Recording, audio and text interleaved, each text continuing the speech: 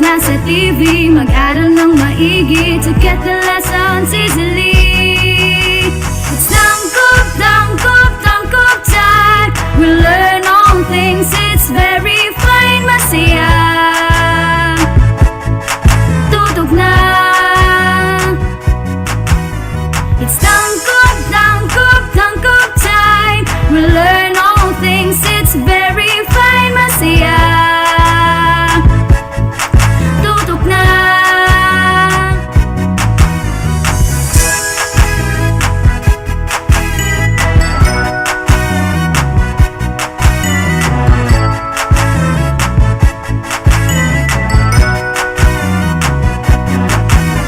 Tayo, tayo na. Let's come and learn together, supporting one another. We love, we care, we share. It's tangkop, tangkop, tangkop time. We learn all things, it's very fine, masaya. Tutok na. It's tangkop, tangkop, tangkop time. We learn all things, it's very fine, masaya. Tutok na.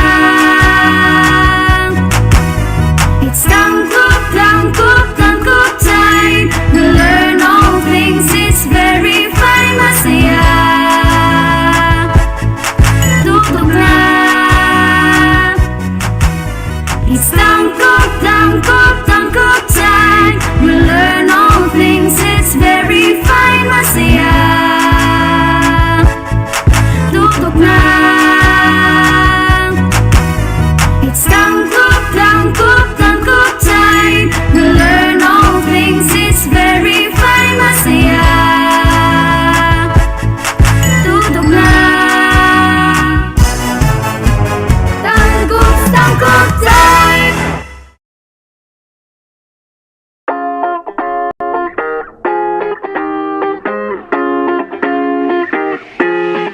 The Department of Education, Division of Tangub City, in partnership with the local government unit of Tangub, presents Ang Tangkub, Transforming Advancement in the New Normal, guiding K-12 learners under broadcast media and instructional program crafted in response to the need of making education possible and accessible to students at the comfort of their homes.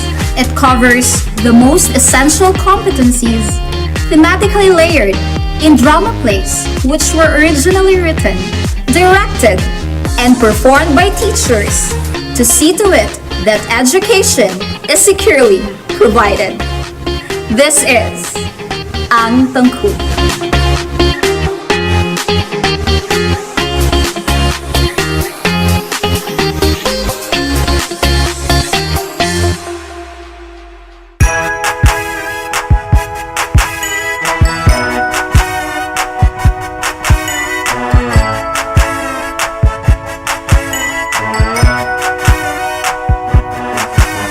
Tayo, tayo na. Buksan ang mga radyo, lina at matuto sa mga aral sa mundo. Tayo, tayo na.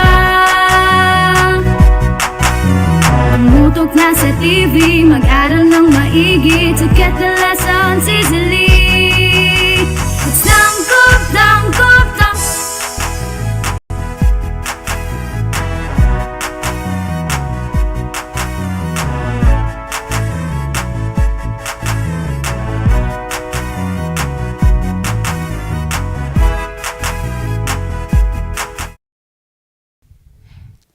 Good afternoon, constellations of stars, especially to our senior high school learners who are with us in our FB Live. Welcome to Astral Academy Cyber School. We are still live in the Pitayo Tangub and Astral Academy FB page. I am Ma'am Sherme S. Epong from Tangub City National High School. And I am Ma'am Siti Badria Dato Dakula, also from Tangub City National High School. And we are your teacher facilitators today. Maayong hapon, Ma'am Buds. Assalamualaikum, Ma'am Sherry, and good afternoon. Today is February 22, 2022. We will be discussing two subjects this afternoon. The first subject is discipline and ideas in applied social sciences. And the second subject is community engagement, solidarity, and citizenship.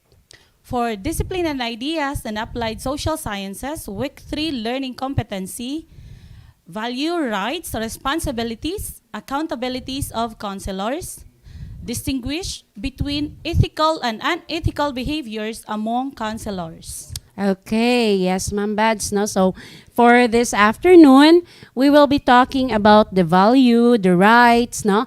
The responsibilities, accountabilities of counselors. No? And of course, distinguish between ethical and unethical behavior among counselors. So with that, learners, stay tuned and prepare your self-learning materials because we are going to discuss our first subject today after a short break.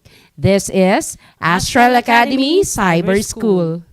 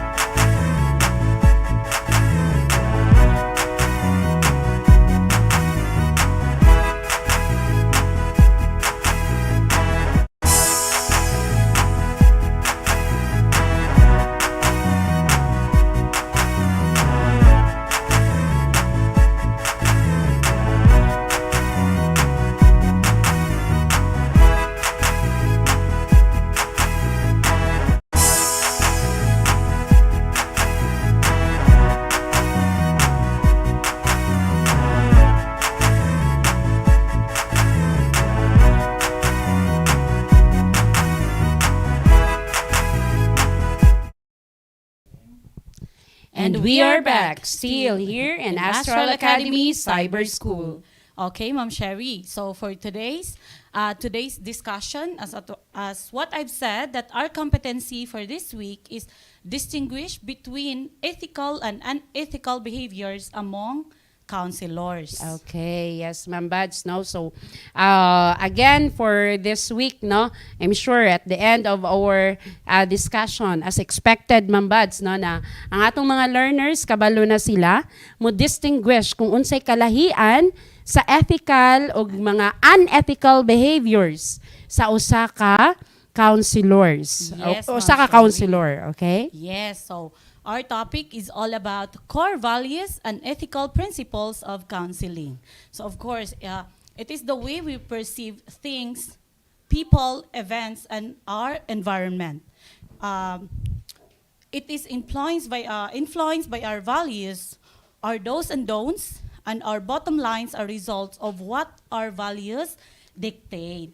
Okay, yes, Ma'am Buds, no? So, in other words, Ma'am, no, values indicate what things we believe in, no? So, these are, of course, what are things which is important to us. And, of course, we believe in certain things because what our values tell us, no? Yes. So, So according to MacLeod 2003, the founders of humanistic psychology, including Maslow and Rogers, highlighted the importance of value.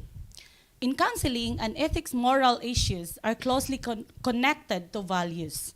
So we have these ethical principles of counseling, which number one is autonomy of individuals.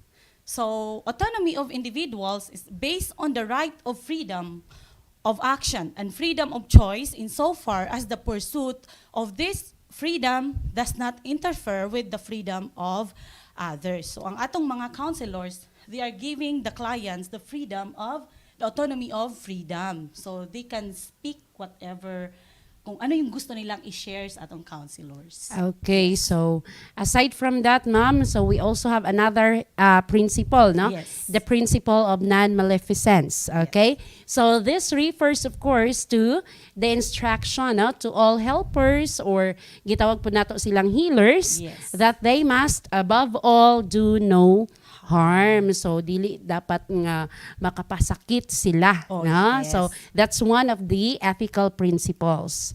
Aside from that, we also have principle of justice. So principle of justice is concerned with a fair distribution of resources as well as services unless there is some acceptable reason, no, for treating them differently. So again, when it comes to justice, it has something to do with giving what is due to others. So mao po na usa sa mga principle nga gibatunan sa counselor, ma'am. Okay, so another principle is principle of fidelity. So it shares to the presence of loyalty, reliability, dependability, and an action in good faith. Okay, Yes. those are the principles Of ethical of principles. counselors. Okay, so to help our counselors, ma'am, to remind them of their rights, no, responsibilities, as well as ilang mga tulubagon or Yes. accountabilities in the counseling profession,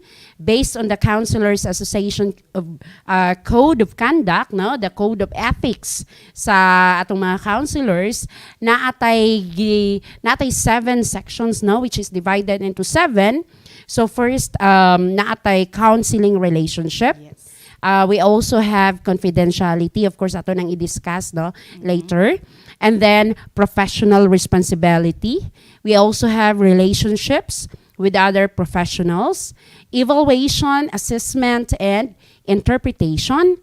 And then we also have teaching, training, and supervision. And of course, the research and publication. So, mao ni ang 7 ka sections, no, nga atong i-discuss.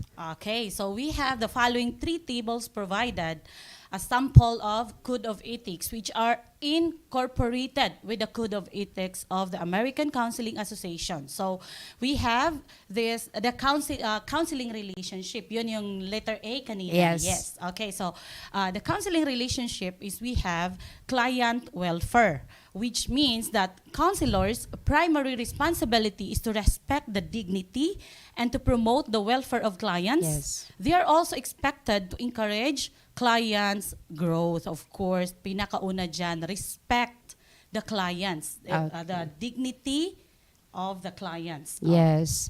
And then aside from that, ma'am, you also have respecting diversity. So as we all know, again, dili man ta parihatanan, no?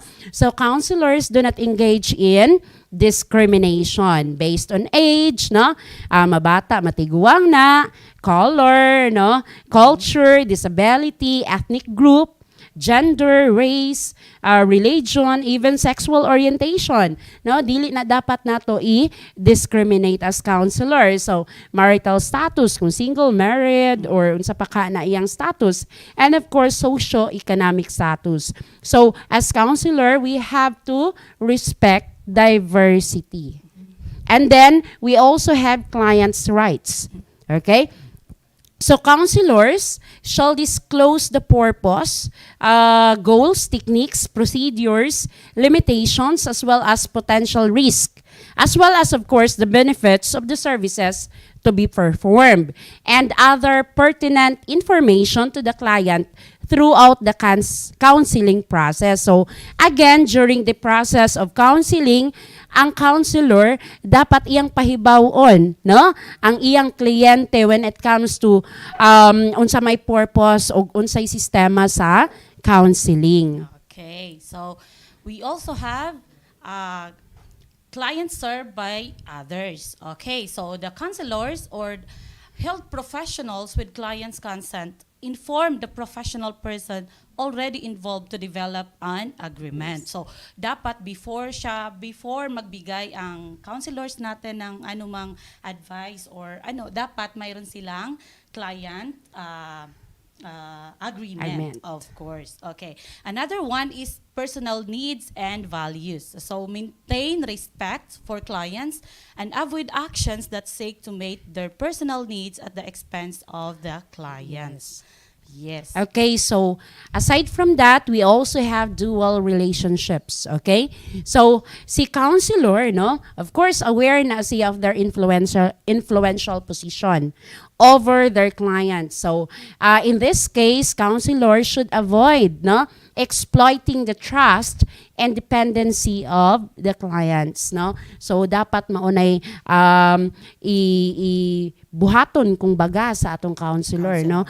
Avoid kung baga iyang lantawon kung unsay makaayo sa iyang client and avoid exploiting the trust of his or her client. And then sexual intimacies with client. Okay, so remember, again, na i-trust, dependent po si client ni counselor. So, counselor should not have any type of sexual intimacies with clients and do not counsel person with whom they have sexual relationship for delicadeza, of course. Okay, so that is, again, avoiding sexual intimacies, no, as counselor. Okay, so another one is multiple clients. So in case where counselors agree to provide counselor services to or more persons who have relationship, counselors clarify at the outset which persons or persons are clients and the nature of relationship they will have with each involved person. Okay, so another one is we have the group work. Okay, so sa group work, ma'am, no, si counselor will screen, of course, the prospective group, no? And then maka-form siya gitawag na tong group counseling or therapy. So participants of this group will be determined as to their compatible or compatibility needs. So in group setting, counselors take reasonable precautions to protect clients from physical or even psychological trauma. So gina-assess po ni counselor kung kinsa to'y mga members or appeal ani nga gitawag na tong group therapy. And then, of course, fees, no? So prior to entering the counseling relationship, the counselors clearly explain the clients all, of course, the financial arrangement related to professional fees. So, mao ni nga, ang counseling yun, or kung mahimo kang guidance counselor, ma'am, or even in private practice, so as a profession, naagyod siya'y, kung baga, sweldo or naa kay professional fee nga madawat. Of course. Okay, so let's proceed to confidentiality. So, okay, so our clients has the right to privacy. Yes. So, right to privacy, the counselor respect a client right to privacy and avoid illegal and unwarranted disclosures of unwarranted information. Yes. So, kailangan talaga ang ating counselors ay masiguro niya ang right to privacy ni client. Hindi siya pwedeng i-share sa iba. Yes. Kailangan it's between the client and the counselors. Yes. Okay. So another one is group and families. In confidentiality, a family counseling, information about one family cannot be disclosed to another member without permission. So yung mapag-usapan ni counselors and the group of families, kailangan doon lang yan. Hindi siya pwedeng, kailangan you have to ask permission if may gusto kang i-share or ibigay na information. So dapat the counselor should ask permission muna. Okay, so aside from that, ma'am, no, in terms of confidentiality, we also have minor incompetent clients. So dili gyud na mawala labi na sa mga schools, no? Yes. So when counseling clients who are minors or those we considered as child or children or individuals who are unable to give voluntary or informed consent, no, parents or guardians may be included in the counseling process as appropriate. Yes. So sa mga minor de edad, no, so kung ang mas maayong buhaton when it comes to counseling those minors is naa si parents. So as to the record pod, okay, Counselors are responsible for securing the safety and, of course, confidentiality of any counseling record. So they create, maintain, transfer, or destroy whether the records are written, the records are tape bakaha, or computerized, or stored in any other medium. So again, as counselor, you have this record management, no, or naakay sistema when it comes to storing or preserving, of course, sa gikinahanglang i-preserve na mga record or kinahanglan i-destroy. Dapat proper pod ang pag-destroy or pag-dispose sa record. So that is for the record.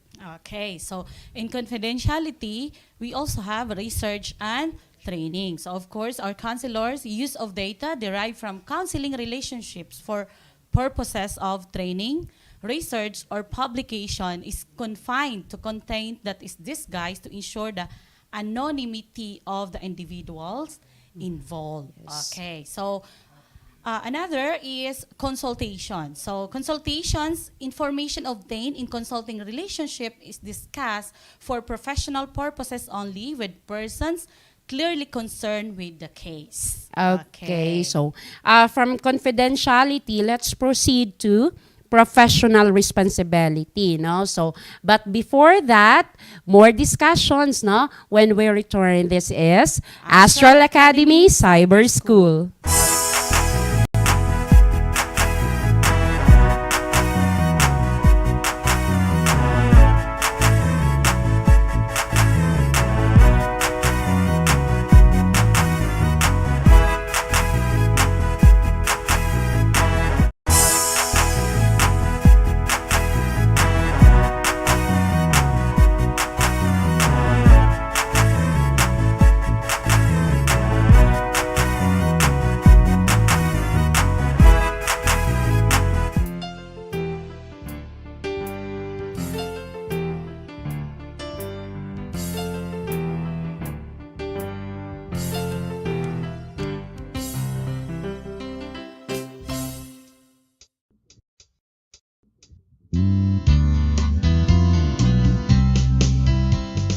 This is the way we speak. This is the way we read. This is the way we write. This is the English way. This is the way we speak. This is the way we read. This is the way we write. This is the English way. Come and learn to speak and write of the language of the world. Learn to understand the language of the world. This is the way we speak. This is the way we read. This is the way we write. This is the English way. This is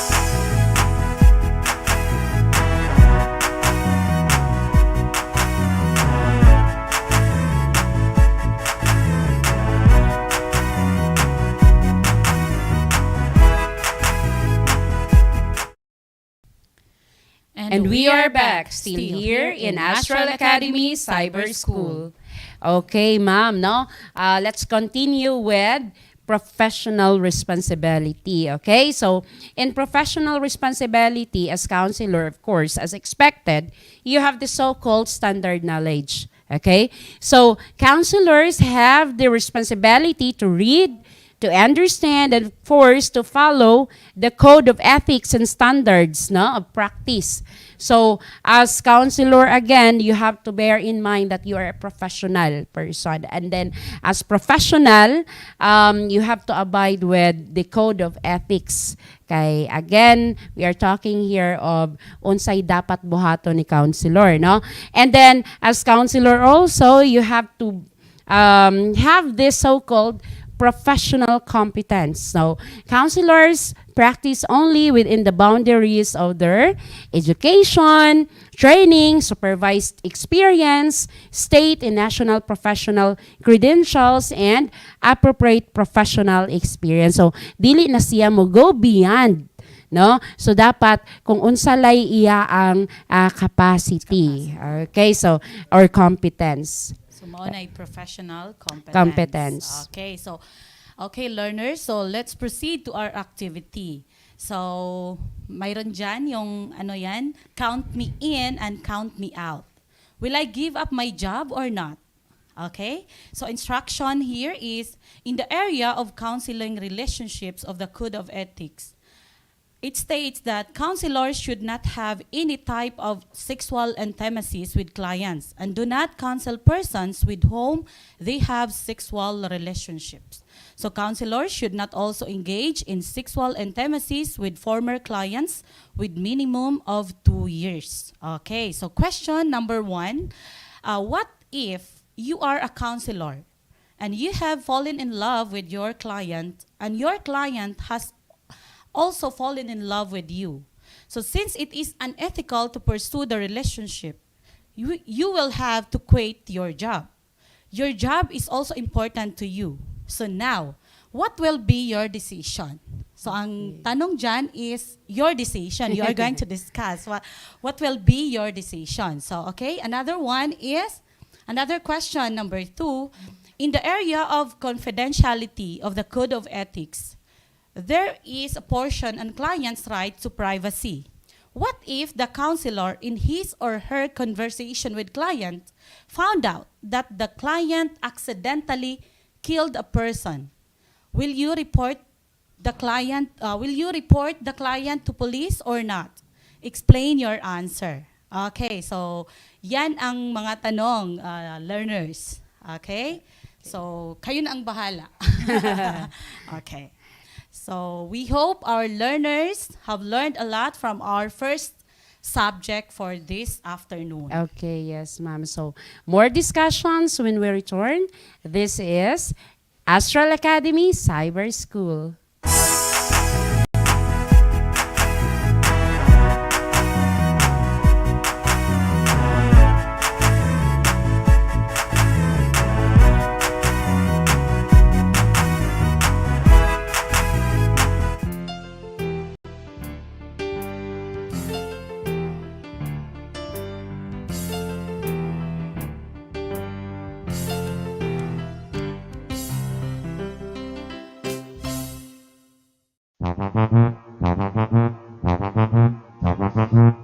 Alamin ang teknolohiya sa agrikultura at pangkabuhayan upang umunlad ang ating bayan sagana sa likas na yaman. Halika na mag-ipipina, halika na mag-aral na. Alamin ang teknolohiya sa agrikultura at pangkabuhayan upang umunlad ang ating bayan sagana sa likas na yaman. Halika na mag-ipipina, halika na mag-aral na. Ipipina.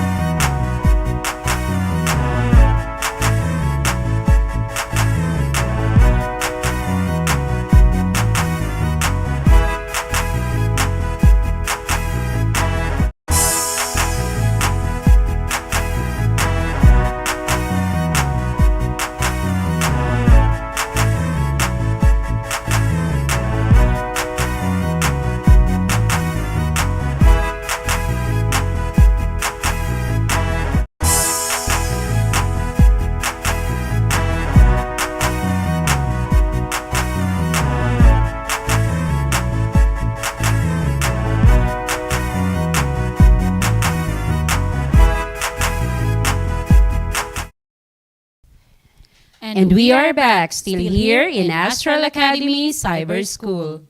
Okay, yes ma'am, no? So, again, learners, welcome to our third week, no? Sa second semester in the subject, community engagement, solidarity, and citizenship. So, for this week's competency is analyze functions of communities in terms of structures, dynamics, and processes. Okay? Okay, Ma'am She. So, in week 2, we learned that community can be defined using different perspectives in the social sciences. And that understanding its meaning and importance, especially to our senior high school learners. Yes, exactly, Ma'am Bads, no? So, to further understand the concept, no, of community, since sa week 2 atong gihisgutan ang importance, no, sa Yes. community. So, for this week, no, we are going to discuss about its structure, dynamics in process. Okay, so these three must be examined and clearly understood, especially to our senior high school learners. So, structure, of course, refers to the attributes and characteristics of the relationship of the component parts of the community. So, examining dynamics, of course, has something to do with investigating the exchanges, interactions, and changes in the community across time. And lastly, the processes in the community help us or helps understand the community power relation, leadership, and social change. So that is for our competency, ma'am. So learners, since you already know our target competency, so let's proceed, no? To deepen our learners' understanding, ma'am, in analyzing the functions of community in terms of, again, structures, dynamics, and processes. So let's start with understanding the community through its structure. Okay, Ma'am She. So, awareness of essential aspects of the community. It is necessary in aiding the residents to reflections, ways to be positively involved in its improvement. The poet John Donne famously said, "No man is an island," referring to humanity's interconnectedness and the belief that humans are always social beings. So, Yes. hindi tayo pwedeng mabuhay na mag-isa. That's why we need to be interconnected with each other. Kay social being Social man ta, ma'am. beings man ta. Yes. So being aware, of course, no, of the structure of the community and, of course, exploring its aspect will help you understand the necessary measures that should be undertaken to serve as an active member of the community. And of course, kani atong mga kabatanunan karon as future leaders, no, of the community. So there are actually aspects of the community and factors to explore to better understand again the structure of community. First aspect, we have local politics. So in local politics, of course, this includes, ma'am, kaning structure nato sa gobyerno. Now, wherein, of course, in the Philippines, we have these three branches of the government: the executive, the legislative, Judiciary. yes, we also have the national government, the local government, no? And of course, naa na diri ang decision-making power sa atong gobyerno and control sa atong government. And dili gyud nato malikayan nga naay gitawag natong debate when it comes to the major issues or problems nga na-encounter nato karon sa atong nasod. So that is in the local politics. Okay, so in the community, we also considers the demographics, Okay. which is a population size, of course. Kailangan mayroon tayong idea the total number of people. Yes. Okay, so population density. So when I say population density, it is the ratio of people to the space they inhabit. Okay. So heterogeneity.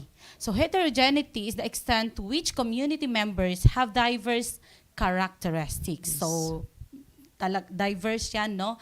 Iba-iba. So we also have the ethnic groups in the community. So names given the various parts of the community are the areas known of having their own characteristics. Yes. So an example of this is the industrial area, blue-collar families. Okay, that is the. Another one is isolation from closeness to other communities. Yes. Okay, the history of the area. Yes, Okay. that is Chi- included. Also part of demographics. So changes and development of the area.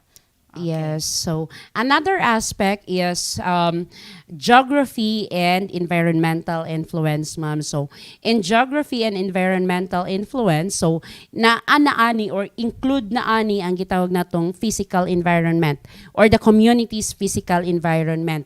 To include also the location as well as proximity, no, sa mga highways, bodies of water, or even mountains, no. So also ato pong lantawon if there's an existence of recreational areas, no, especially concerned with the environmental hazards nga kumbaga nga pwedeng makaapekto sa community or sa mga tao. Okay? So example ana mga pollution, power shortages and many other hazard or environmental hazards. Okay, so another one is beliefs and attitudes. Okay, so cultural values, traditions, and beliefs of various segments of the population. So, okay, so spiritual and political values of the residents.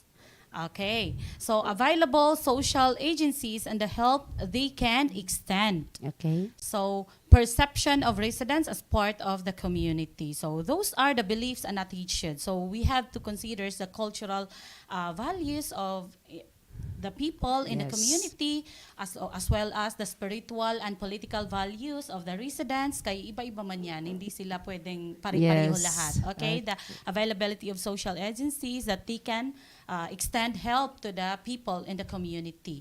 And of course, their perception. As a resident in the community, they have different perspectives and perceptions on things. Yes. Okay. Okay, so another aspect, of course, no, in the structure of community is local economy, ma'am, and businesses, no.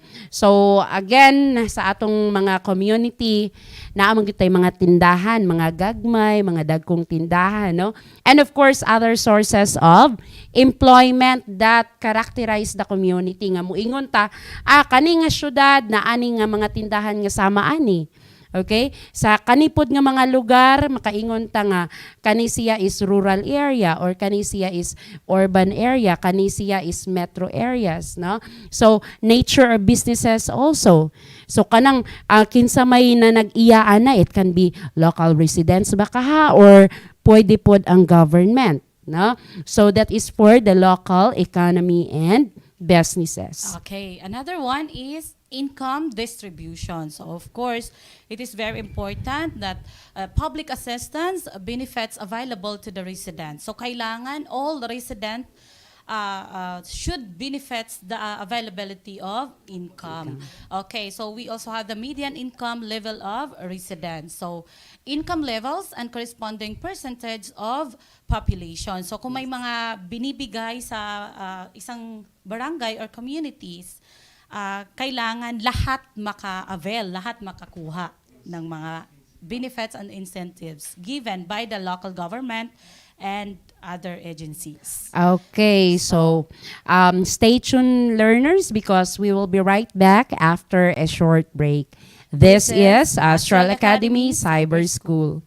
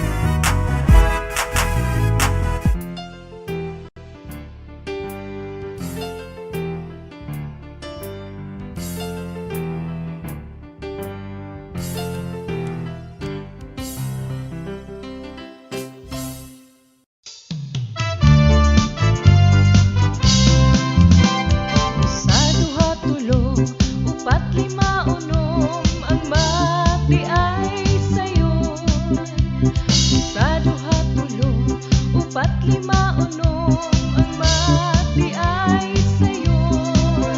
Addition of multiplication, subtraction of and division.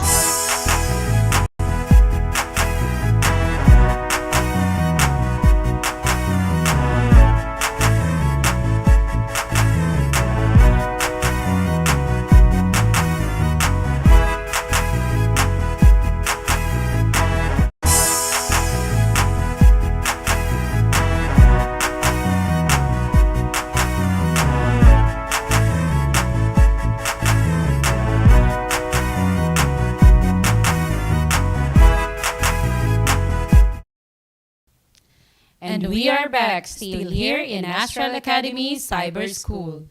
Okay, so to continue with, ma'am, no, the concept or another concept, no, of the structures of community, we have housing. Okay, so it includes, of course, the conditions, no, the housing conditions, the population or the density, unsa may mga klase sa mga panimalay na adira, ownership and status of houses. So, of course, kung ang government na mga programs, of course, to provide the so-called housing project, no? So, that is another concept, no? Next. Next is educational facilities and programs. So of course, in the community, kailangan mayroon si educational system. So in education system, of course, the existence of public and private schools. So it adheres in the intended curriculum of the Department of Education. So kailangan sa education systems, mayroon dyan ang community support. Yes. Okay. So extent with special populations, example is children with special needs. So sa education, kailangan mayroon din yung mga children with special needs, of course, and to cultural differences, regardless of their cultures, kailangan lahat sila mayroon silang right to education. So dapat nandyan yan sa isang community. So another one is education brings to the children and participation of competitions, profile of graduates, training students, and holistically graduate. Yes. Yung mga sa isang community, of course, klaro man talaga, mayroon diyang mga students na kumpleto yung mga trainings. At Department of Education, mayroon kayo ngayon sa TVL natin, no? Yes, the GDVP program. GDVP ma'am. program of the Department of Education. So, it is all available sa atong mga learners in the Yes. community. Okay, so aside from education, no, again, one of the issues and concern also sa atong community is about the health system. So, naapoy gi-devise ang government, no, in order to cope with the problems sa atong health system. So, the health and welfare system, it includes, of course, the adequate numbers of health professionals and specialists. So, kinsa man ni sila, itong mga doctors, mga nurses, no? And those, of course, under the DSWD, na sila gi-provide ng mga social services programs, no? And then, respect of service providers to the needs and values of minority population together with non-governmental organization, no? And then aside from that, we also have the existence of our law enforcement and fire protection for the purpose of protecting the community, no? And of course, promoting safety sa atong environment. So, residents' view on public safety and justice system. That is why, again, ang atong kapulisan, ang atong armed forces or the uniform service, nagpakita gyud sila og maayong ehemplo, of course, to gain the trust and confidence of the people, which is in line, of course, in our welfare system. Okay, so another one is sources of information and public opinion. So in the community, people needs to be informed. So dapat sa isang community, the presence of TV and radio stations, newspapers and and other informations that perspectives in the current events. So the residents of the community needs to be informed. So community organization, capacity to update residents on important information. So that is why kailangan mayroon silang access to information. So kung mayroong TV, mayroong radyo dyan sa isang community, ma-inform sila, malaman nila kung ano yung mga pangyayari. If there is absence of TV and radio, andyan yung mga barangay natin. Anong tawag sa kanila, ma'am? Yung mga barangay, yung pinupuntahan na lang nila para ihatid yung mga information na mga barangay, Mga BHW ba yun? Yes, okay. Doon yun sa mga bukid na hindi available si TV, radio, and a newspaper. So in the community, the people of the community needs to be informed in all the informations needed nga malaman nila. Yes. Okay, so we also have the summary assessment of the community issue. So in this case, the overall assessment of community's functioning. Kung na-address ba ang problema or wala. And in dealing with social problems, again, there's an existence of this so-called youth gangs, kaning mga gitawag natong mga groups nga ang ila is for psychological gratification. Maunang ning apil-apil ni sila ning mga youth gangs, the problem of poverty and abuse, gaps in social, healthcare, and other community and educational services needs also to be assessed. And then, so those are the aspects of community and the factors to explore in line with understanding community through its structure para masabtan yun unsa gyud ay ang naa sa community. Okay, so now let's proceed to understand community through its dynamics. Okay, so leaders are important figures that will guide the members to carry out the plans in pursuit of the group's objectives.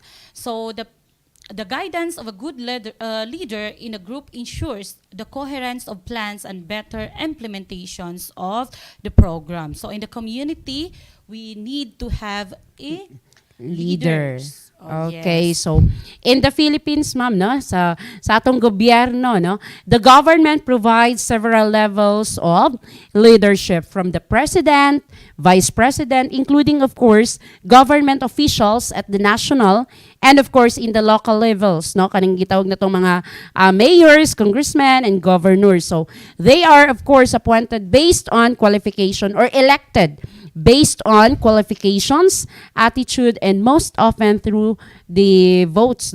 It is otherwise mo ni gitawag na tong formal power structure because they are individuals from whose authority is based on formal rules appointed by the government. So, formal power structure. Okay, so actually, Ma'am She, sa community, there are also people who are appointed because of their ability to lead, direct or achieve without an official leadership title. So they are known as informal power structures. Okay, so I think in our communities, mayroong kasi kaming gina-appoint or parang they are being enthroned nga kamoy mo lead ani na yes ma'am no hindi sila elected, Yes. di rin siya appointed, parang sa clan since naa sila dito sa isang community, they are being enthroned to lead the specific community. Okay. The sultanate, something like that. Yes, okay. sultan and Bailawi. Okay, so that is informal power structures. Okay, kasi hindi man siya they are not paid by the government Yes. man. At Okay? walang official leadership official title. leadership, pero they are respected in that certain community. Yes. Yes. Okay, so we also have the legal authoritative decision makers, no? Yes. So the local authoritative decision makers, on the other hand, is of course these are individuals, no? These are individuals or bodies whose authority is based on formal rules and institutions. They are appointed because of their intelligence.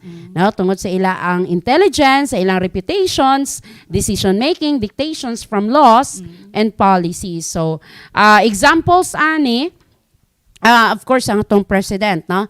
President of the country, through his or her power of appointment as stated in the executive department, so pwede siya maka-appoint sa mga secretaries sa different executive departments. So that is the legal. Okay? Okay, so the aforementioned three power dynamics are part of individual dimensions of community.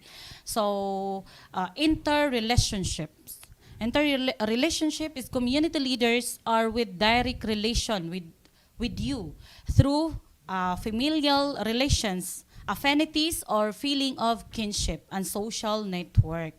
Okay? And we also have the organization. So organization, they could be part of the institutions or an associations that has particular purpose in the community. So in the community, mayroon isang organization. So Yes. mayroon yung organization for pwede sa ilang religion Religious organization. religious organization Or So, social organization. social organization. So there are so many organizations in the community exist. Okay, so that is for understanding community through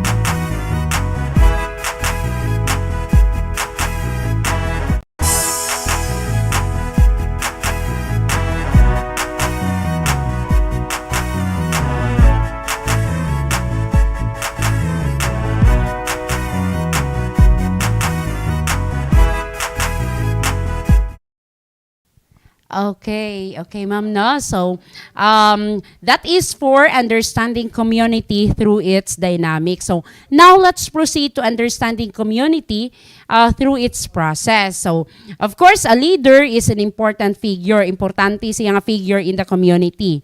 Leaders must possess important characteristics. So, one of that is, kanang gitawag na tong effective communication. So, an open communication is highly recommended for leaders and their constituents. So there should be a free access to important information concerning social issues and public matters. So number one is effective communication. And second one is development of social capital building. Developing a resilient capital is among the most important contributors to successful community leadership. Okay, so as leader of also, you must have this so-called community engagement.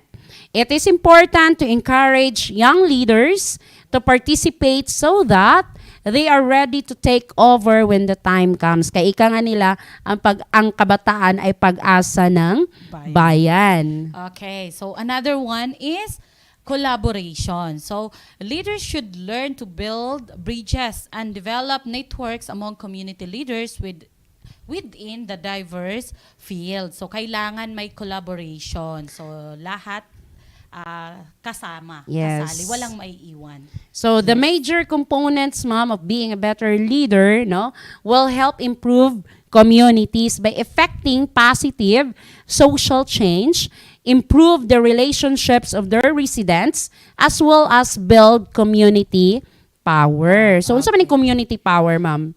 Community power is the capacity of the community to exercise control over activities and seek ways to employ available resources to establish stronger and successful community. Okay, so that's it, ma'am, no? So, as expected, since we're done discussing the communities or the functions of communities in terms of structure, dynamics, in processes, so I'm sure ang atong mga learners karon ready na sila mo answer sa ilaang self-learning material activity number 3. Okay, so your activity for this week, no, learners, na ana sa inyong SLM, ang title ana is Me as a Future Community Leader. So, you have to envision yourself as community leader in the future. So, how are you going to contribute as an effective community leader to effect positive social change and improve your community power? So, you have to express your thoughts by making a poster. So maghimo og poster. Please be guided, of course, with the rubrics nga naa sa inyo ang SLM. So natay mga questions dira, no? That serves also as your guide, no? In making the poster. So kindly check, learners, ha? Okay, yes, ma'am. So, to the senior high school learners, please check the second attendance marker on the top of your screen. Okay, so senior high school stars, no? We hope that the lesson we discussed or imparted to you this afternoon will be of great help, no? Especially sa inyong future pohon kay one of these days ang uban sa inyo mahimong leader, no? Community leader, no? Especially in understanding engagement and empowerment in your community and your future career as a leader. So, if you have questions, comments, no? Comments down below about our topic, no?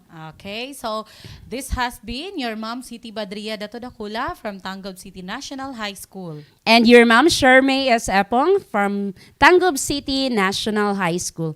Keep safe, everyone. See you next week. Bye-bye.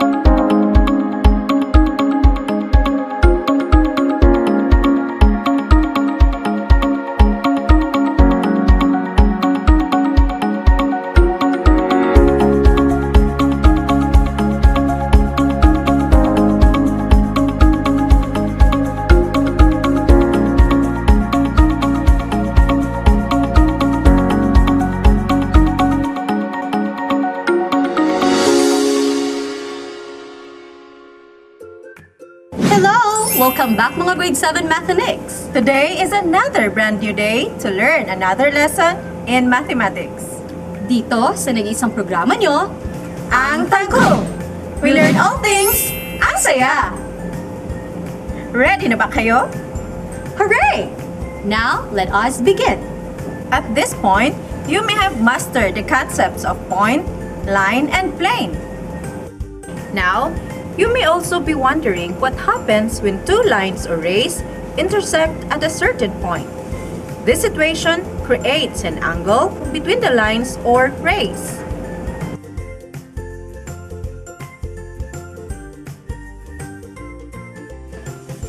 Now learners, stay tuned and get prepared for we will tackle more about angles. This is all about classifying the different kinds of angles. Just like other mathematical concepts, angles are a big part of our lives.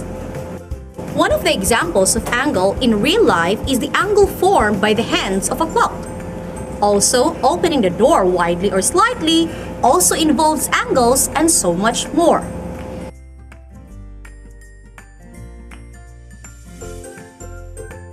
In geometry, an angle is a figure formed by two rays with common endpoint and which are not on the same line.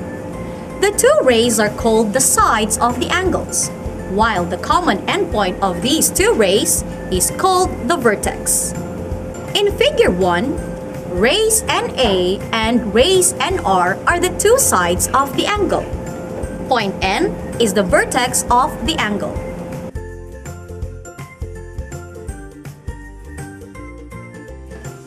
Now, how to name an angle? We can name angles using this symbol to denote an angle and these three different ways. To name an angle, first, by using the letters of the points on the sides of the angle.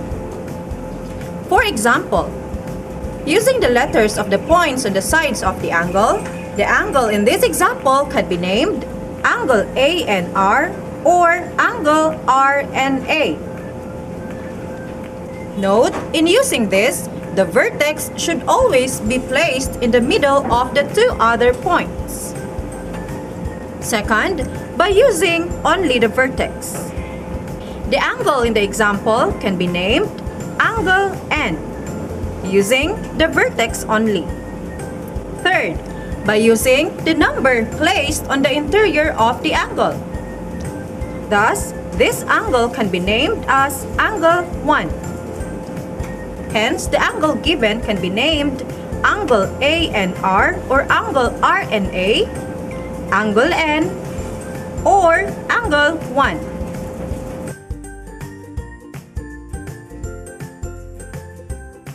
Note, when naming an angle, we make sure that its name corresponds to the correct angle we are referring to. In this given figure, we cannot use angle N to name a particular angle because it is hard to determine which angle we are referring, since angle 1 or angle 2 have the same vertex, which is N. In this case, we name the angles using the 3 points or the number. Thus, the two angles can be named angle LNA and angle ANR or angle 2 and angle 1 respectively.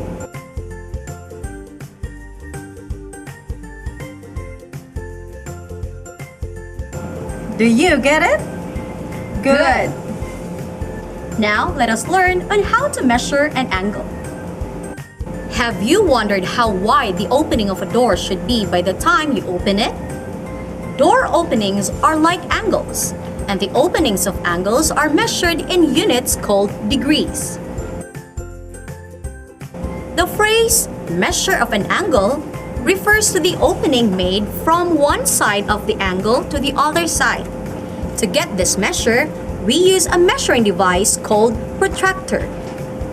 Before we can classify angles, we need to know first how to measure them using the measuring device. To be able to do so, let's first get familiar with the parts of the protractor. These parts are called the outer scale. This is also called the inner scale. This is what we call the baseline. And, of course, the center.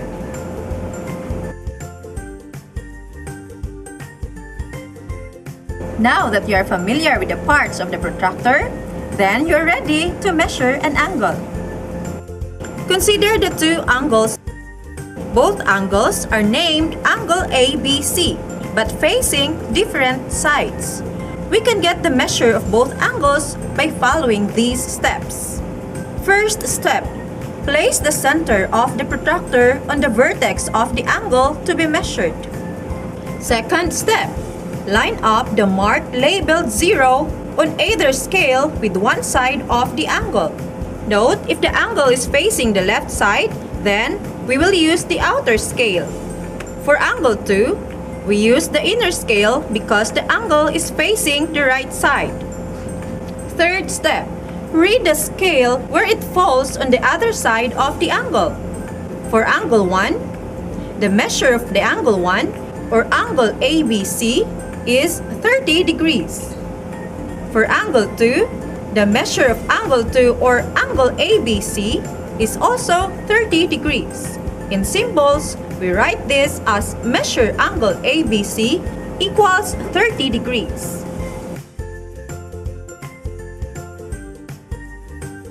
You might be wondering why we study the measure of an angle, right? This is because angles are classified according to their measurements. In geometry, there are three classifications of the kinds of angles according to their measures. These three classifications are: first, acute angle. Acute angle is an angle whose measure is greater than 0 degrees but less than 90 degrees. Just like these examples. 30 degrees is an example of acute angle. 65 degrees is also considered as acute angle. Another classification is right angle. A right angle is an angle whose measure is exactly 90 degrees. The symbol in the figure is used to mark the right angle, just like this figure showed. The third classification of angle is called obtuse angle. An obtuse angle is an angle whose measure is greater than 90 degrees but less than 180 degrees.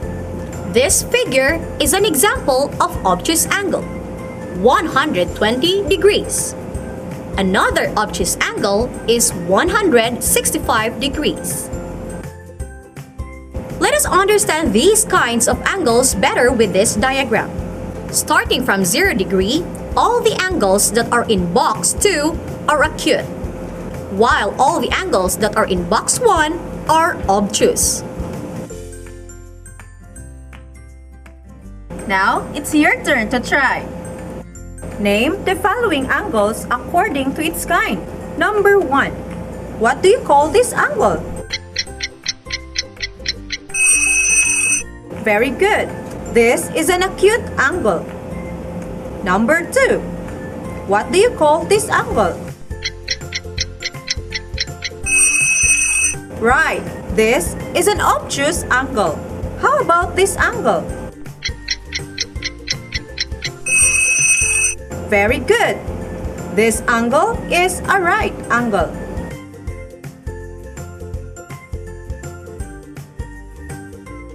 Complicated? No. Now, since you have learned classifications of angles, then it's time to get your activity sheet in this lesson and answer the given activities. Let us read the directions. Activity A. Name me. Name the given angle in 3 ways.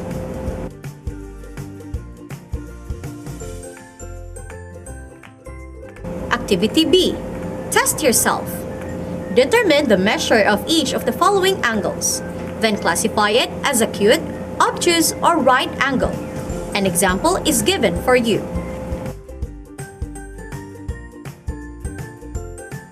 Take your time in answering the activities. If you have questions or clarifications, you may contact the number of your teacher printed below your activity sheet. To end, always remember that the essence of mathematics is not to make simple things complicated, But to make complicated things simple. Grade 8 learners, stay tuned and get ready for Math 8 is coming next. Good luck and God bless everyone!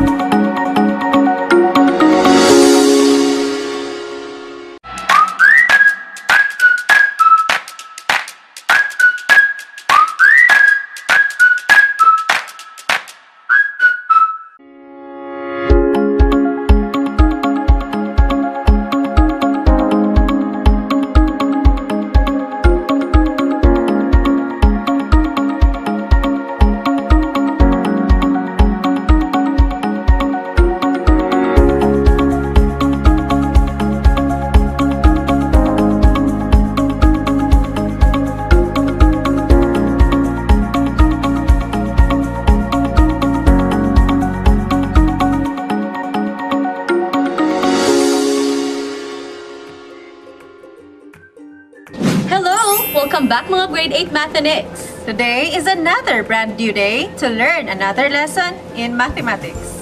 Dito sa nag-isang programa nyo, Ang Tangkop. We learn all things, ang saya. Ready na ba kayo? Hooray! Now, let us begin. Last episode, we already learned the concept and the different postulates of triangle congruence. As a review, let us watch this video.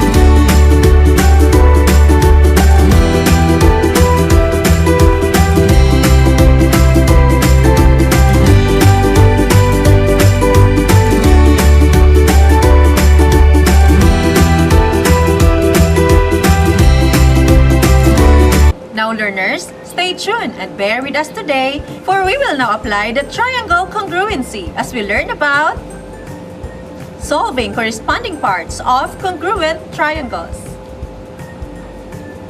Let us have an example. Consider these two triangles. Label these two triangles with the given information and solve for x, y, and z. These are the following given. Triangle APT is congruent to triangle WOC. Measure of angle A is equal to 30 degrees. Measure of angle P is equal to 100 degrees. Measure of angle W is equal to y plus 20 degrees. Measure of angle O is represented by x minus 20 degrees. Measure of angle C is also represented by z plus 30 degrees. Now, let us check the process.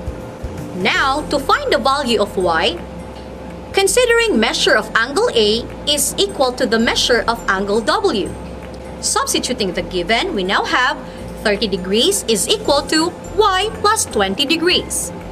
Using the SPE or the subtraction property of equality, we now subtract both sides of the equation by 20 degrees. We now have 30 degrees minus 20 degrees is equal to y plus 20 degrees minus 20 degrees.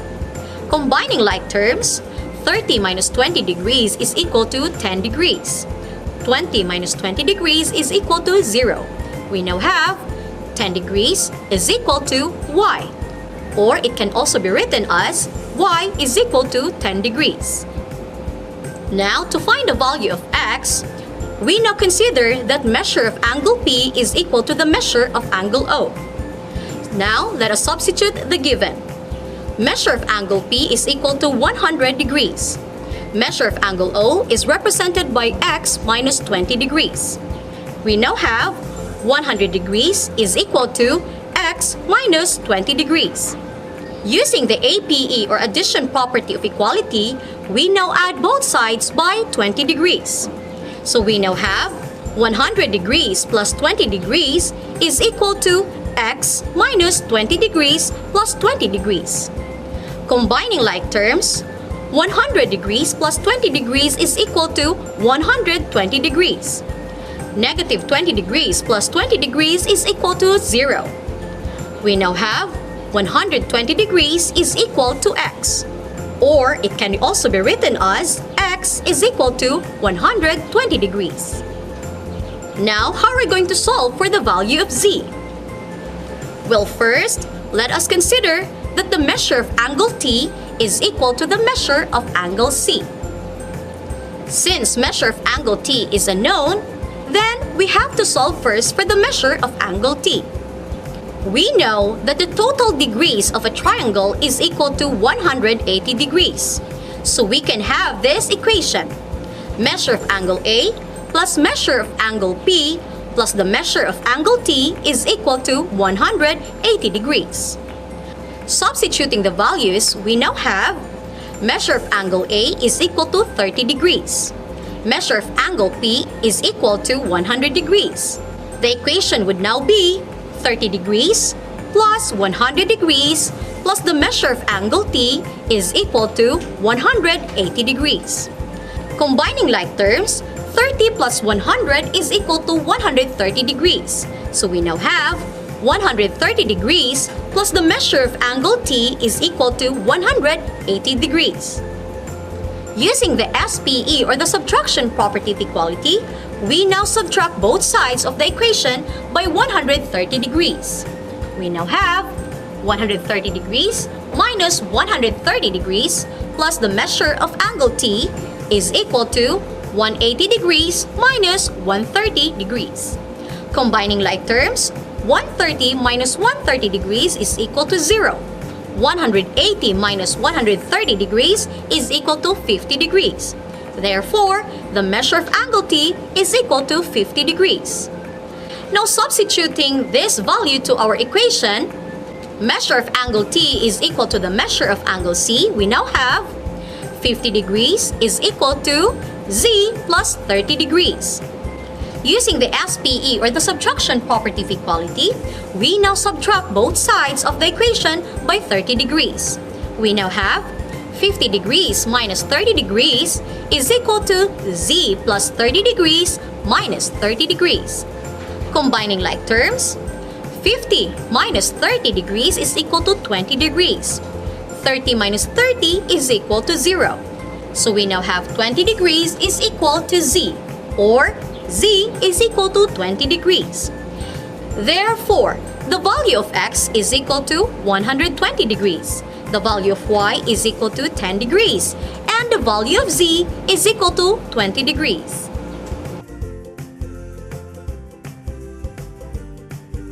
Complicated? No. Now, since you know already how to solve the corresponding parts of congruent triangles, then it's time to get your activity sheet in this lesson and answer the given activity. Let us read the directions. My X and Y. Solve the following problems.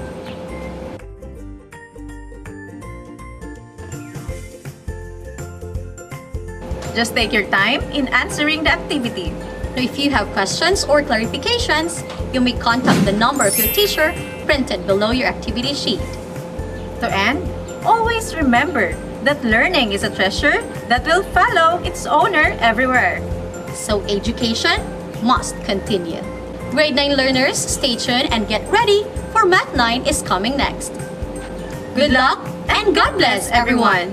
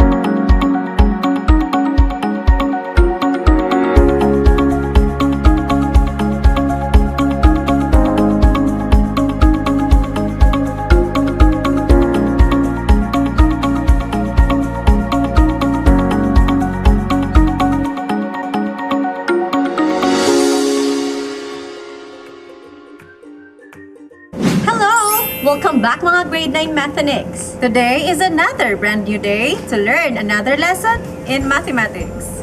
Dito sa nag-isang programa nyo, Ang Tangkog! We learn all things ang saya! Ready na ba kayo? Hooray! Now, let us begin.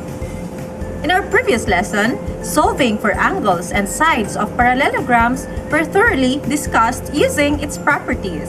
Now learners, stay tuned and get prepared, for we will tackle another lesson about parallelogram. This is all about proving theorems on the different kinds of parallelogram. Now, let us recall the hierarchy of parallelograms. Rectangle, rhombus, and square are quadrilaterals that are parallelograms. They are known as special parallelograms. They are special since all the properties of a parallelogram are present in square, rhombus, and rectangle. Rectangle. A rectangle is a parallelogram with 4 right angles. Rhombus. A rhombus is a parallelogram with 4 equal sides. A square is a parallelogram with 4 right angles and 4 equal sides. A square is both a rectangle and a rhombus.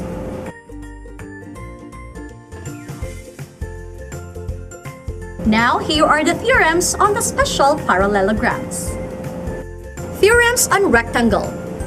Theorem 1. If a parallelogram has a right angle, then it has 4 right angles and the parallelogram is a rectangle. Theorem 2. The diagonals of a rectangle are congruent. Theorem on rhombus. Theorem 3. In a rhombus, the diagonals are perpendicular and they bisect each other. Theorem on square or Theorem 4.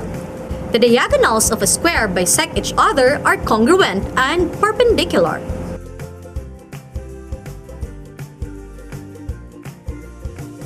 Now, let's prove theorems on special parallelograms. Let's start with theorems on rectangle. Theorems on rectangle. Theorem 1. If a parallelogram has a right angle, then it has 4 right angles and the parallelogram is a rectangle. To prove this theorem, we have given ABCD is a parallelogram with angle A right angle. Prove that angle B, angle C, and angle D are right angles. Now, here is the proof together with the statements and their corresponding reasons. First statement, ABCD is a parallelogram. Angle A is a right angle. The reason is given. Second, measure angle A is equal to 90 degrees. This is by definition of right angle. Third, angle A is congruent to angle C. Angle B is congruent to angle D. The reason, in a parallelogram, opposite angles are congruent. From the third statement, it follows that measure angle A is equal to measure angle C. Measure angle B is equal to measure angle D. This is by definition of congruent angles. Fifth statement, measure angle C is equal to 90 degrees. This is by substitution from statement number 2 and statement number 4. Sixth, measure angle A plus measure angle B is equal to 180 degrees. The reason is, in a parallelogram, any 2 consecutive angles are supplementary. Next, 90 degrees plus measure angle B is equal to 180 degrees. This is by substitution from statement number 2 and statement number 6. Eighth statement, measure angle B is equal to 90 degrees. This is by subtraction property of equality. Next, measure angle D is equal to 90 degrees. The reason, substitution from statement number 4 and statement number 8. Next, angle B, angle C, and angle D are right angles. The reason is, if the measure of an angle is 90 degrees, then it is a right angle. Now, since we already proved that angle B, angle C, and angle D are right angles, therefore, ABCD is a rectangle. The reason? Definition of rectangle.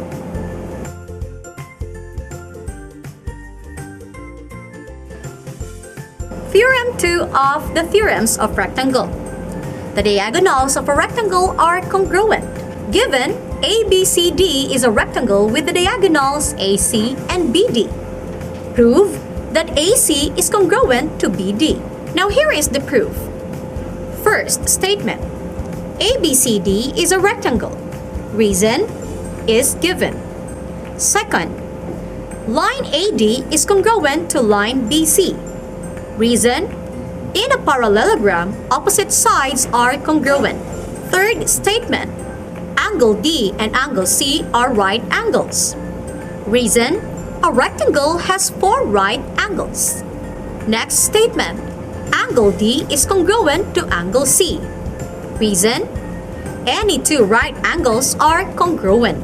Next statement, line DC is congruent to line DC. Reason, reflexive property. Next statement, triangle ADC is congruent to triangle BCD. Reason, SAS postulate or the side angle side postulate. And therefore, side AC is congruent to side BD. Reason, CPCTC or the corresponding parts of congruent triangles are congruent.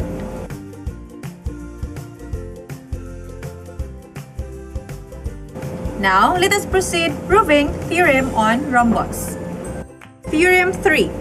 In a rhombus, the diagonals are perpendicular and they bisect each other. To prove this theorem, given ABCD is a rhombus, prove that AC is perpendicular to BD. Now, here is the proof. First statement, ABCD is a rhombus. The reason is given. Second, AB is congruent to BC. Reason, definition of rhombus, since rhombus has 4 equal sides. Third, BQ is congruent to BQ. Reason, reflexive property. Fourth, AQ is congruent to CQ. Reason, in a parallelogram, diagonals bisect each other. Next, triangle ABQ is congruent to triangle CBQ. Reason, SSS or side postulate. Next statement, angle BQA is congruent to angle BQC. This is by corresponding parts of congruent triangles are congruent or CPCTC. Next, angle BQA and angle BQC form a linear pair. Reason, definition of a linear pair. Next, angle BQA and angle BQC are supplementary angles. Reason, the supplement postulate. Next statement, angle BQA and angle BQC are right angles. Reason, if 2 angles are both congruent and supplementary, then each is a right angle. Therefore, AC is perpendicular to BD. Reason, perpendicular lines meet to form right angles.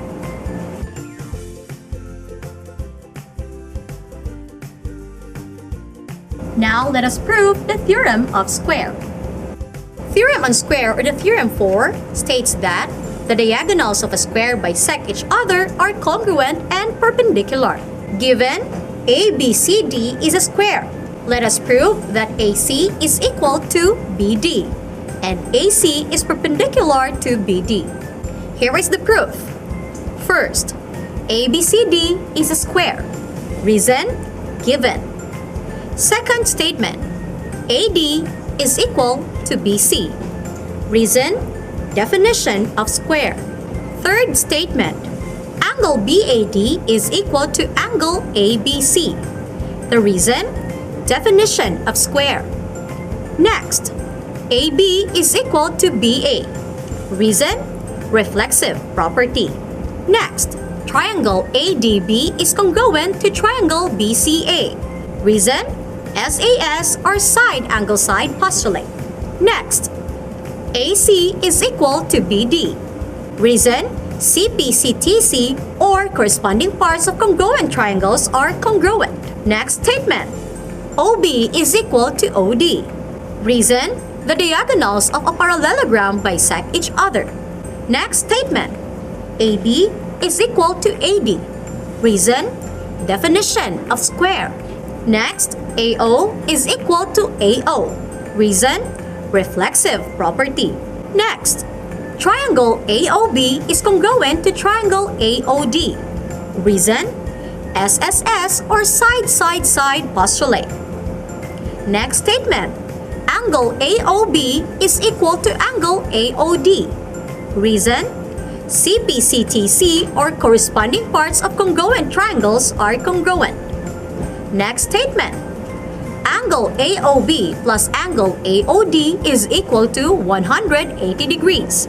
Reason? If two angles from a linear pair, then the two angles are supplementary. Next statement would be 2 times AOB is equal to 180 degrees. Reason? Addition property of equality. Next statement. Angle AOB is equal to 90 degrees.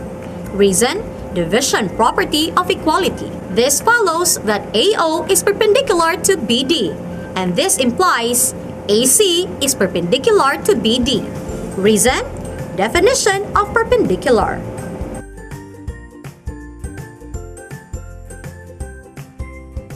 Now, since you know already how to prove theorems on rectangle, square, and rhombus, then it's time to get your activity sheet in this lesson and answer the given activity.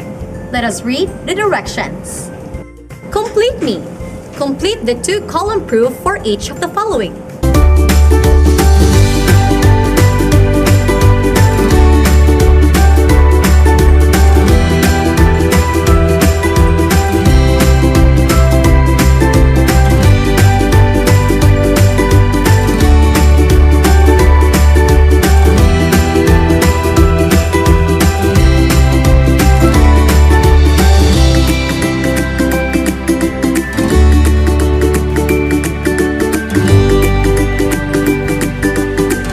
Take your time in answering the activity.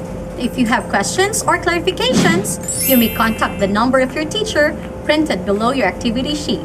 To end, always remember that the only way to learn mathematics Is to do mathematics. Grade 10 learners, stay tuned and get ready for Math 10 is coming next. Good luck and God bless everyone!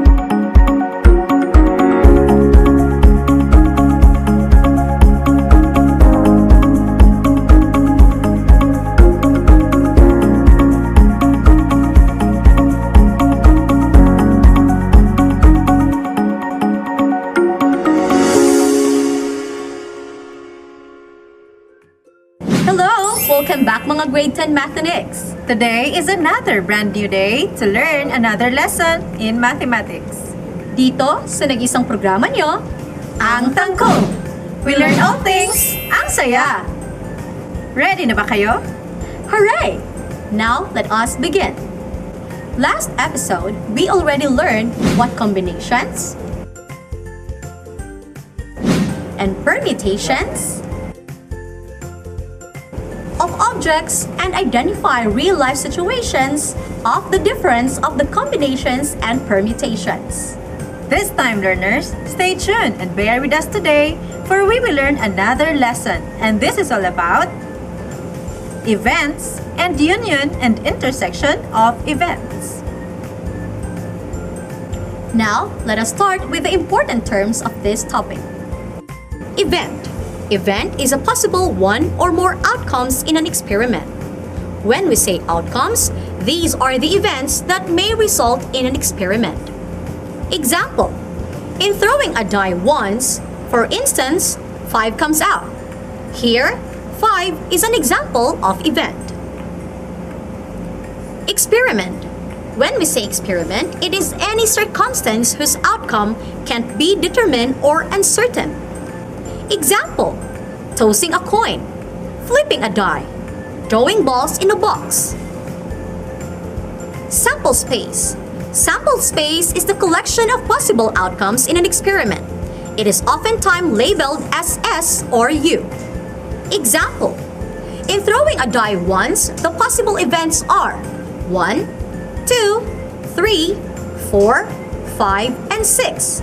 So the sample space would be S is equal to the set of 1, 2, 3, 4, 5, 6.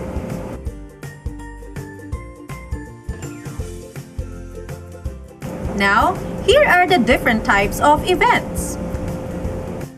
First, we have simple event or elementary event. It is an event with single sample point in a sample space. The number of times it can occur in an experiment is only 1. Example, in throwing a die once, the chance that says 3 will appear is only 1. That is a simple event. In symbol, E or event is equal to the set of 3. Another type of event is compound event. Compound event is an event with 2 or more sample points in a sample space. The chance of 2 or more events happening at the same time, or 2 simple events taken together. The number of times it can occur in an experiment is more than once.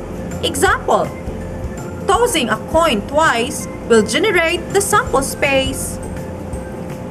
S is equal to the set of head-head, head-tail, tail-head, and tail-tail. Each event has 2 sample points such as E1 or event 1 is equal to the set of head-head, or E2 or the second event is equal to the set of tail-head. Third type of event is independent events. These are events in which the occurrence of the first event doesn't affect the occurrence of the second event. Example of independent event is throwing a die and tossing a coin at the same time, since the outcome in rolling a die can affect the outcome in flipping the coin or vice versa. Next type of event is dependent events. These are events in which the occurrence of the first event affect the occurrence of the second event, or when events depend on each other. For example, throwing 2 marbles from a box without replacement. The next type of event is certain event. Certain event is an event that will surely come out in an experiment. Example, targeting a number less than 9 is a spinner equally divided into 8 parts and labeled from 1 to 8. Next is impossible event. Impossible event is an event which has no chance of occurring. Example, the event of getting a number greater than 6 when throwing a die. Next event is complementary events.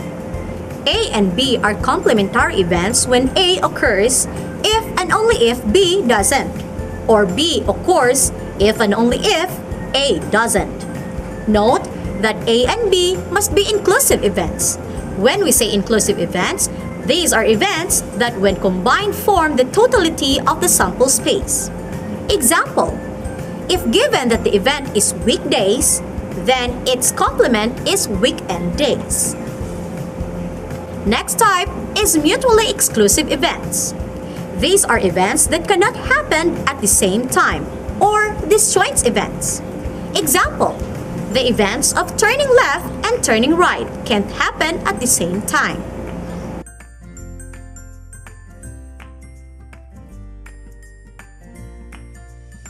This time, you will be learning the basic operations of events, the union and intersection of events. Universal set. Universal set is composed of all the events or elements or sets under certain condition, usually denoted by capital letter U.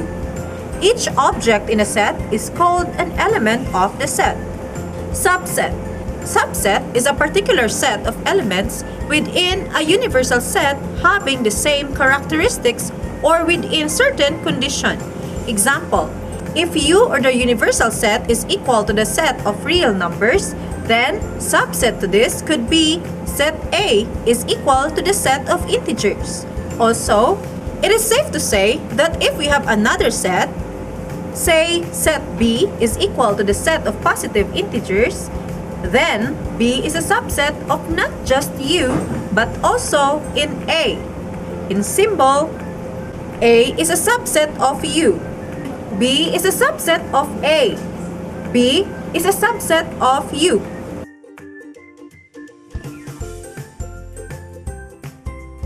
Next is Venn diagram.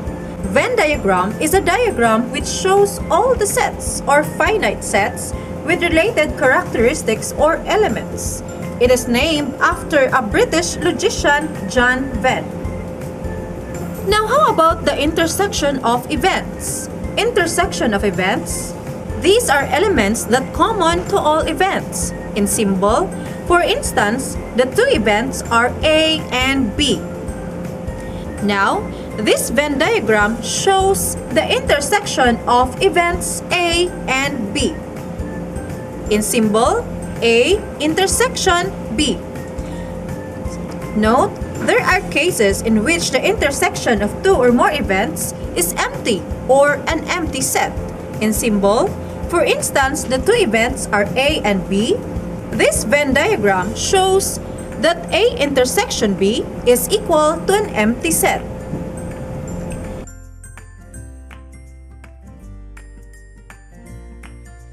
Next is union of events. These are elements present to all events. In symbol, for instance, the two events are A and B.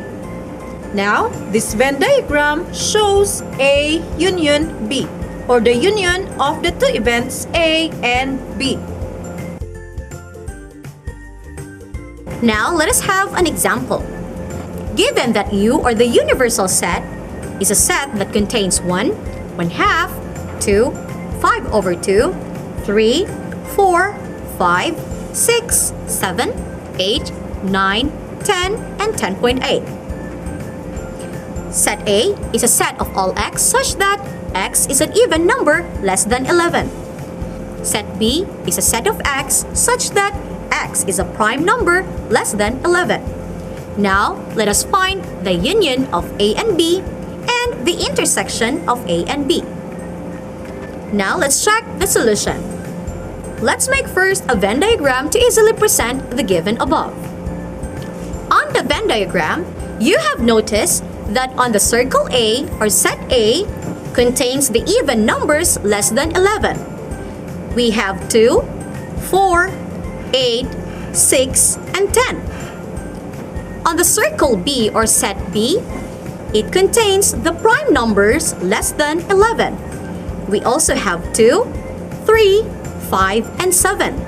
You also have noticed that the numbers 1/2, 1, 5/2, 9, and 10.8 is already outside the circles, but it's part of the universal set, since these numbers are not part of set A, which are even numbers less than 11, and set B, which are prime numbers less than 11.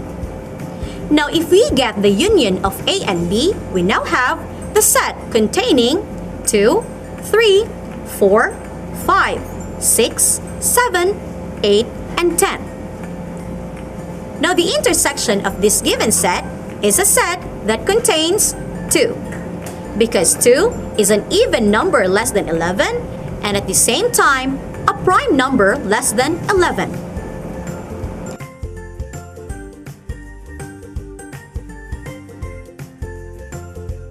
Complicated? No! Now, since you already learned events, union and intersection of events, then it's time to get your activity sheet in this lesson and answer the given activities.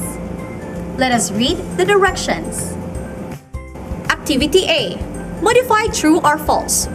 Write COVID-19 go away if the statement is true, and if otherwise, change the underlined words to make the statement correct. Write your answer in the space provided.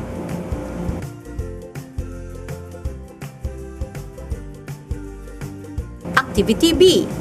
In the following scenario given below, draw a Venn diagram to illustrate the relationship of the sets or events.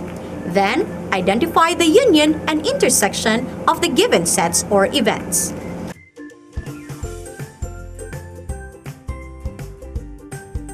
Now, just take your time in answering the activities. If you have questions or clarifications, you may contact the number of your teacher printed below your activity sheet. To end, always remember that learning is a treasure that will follow its owner everywhere. So, education must continue. Good luck and God bless everyone!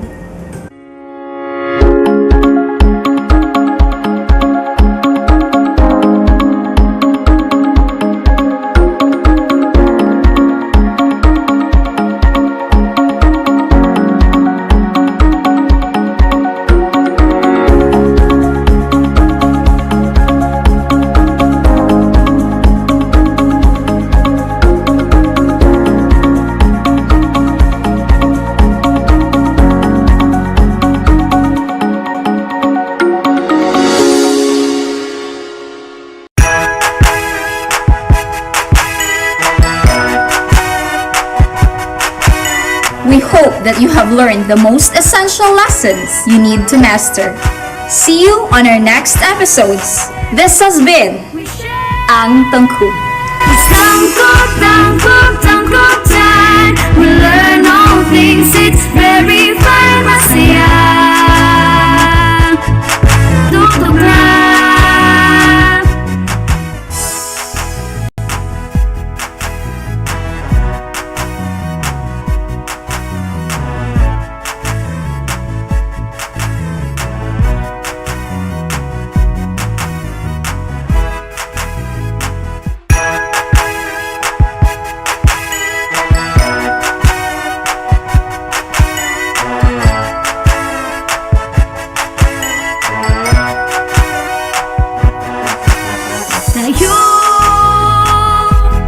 Tayo na. Buksan ang mga radyo, lina at matuto sa mga aral sa mundo. Tayo na. Tumutok na sa TV, mag-aral ng maigi to get the lessons easily. It's tangkop time. We learn all things, it's very fine, masaya. Tutok na.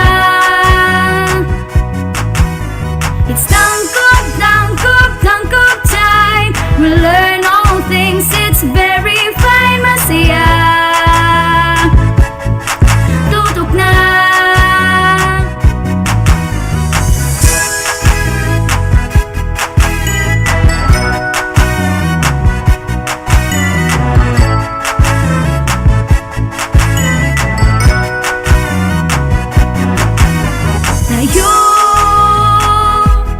Tayo na. Let's come and learn together, supporting one another. We love, we care, we share.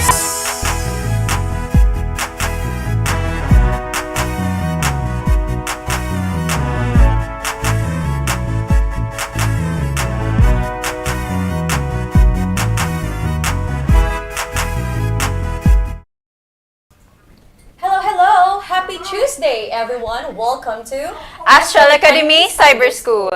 Of course, we are live na live this afternoon via DepEd Tayo Tanggap Facebook page and Astral Academy Facebook page.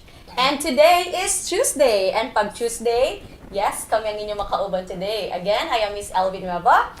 And of course, Ma'am Gay Soterio Saavedra. So learners, welcome sa ito Quarter 3, Week 3 here in Astral Academy Cyber School. So again, it is Tuesday, and pag Tuesday, it is Mathematics Day for Grade 7 to Grade 10 learners. So welcome mga mathematics. Yes, welcome. Alright, so magsugod na sa itong Grade 7 topic after our short break. Again, this is Astral Academy Cyber School.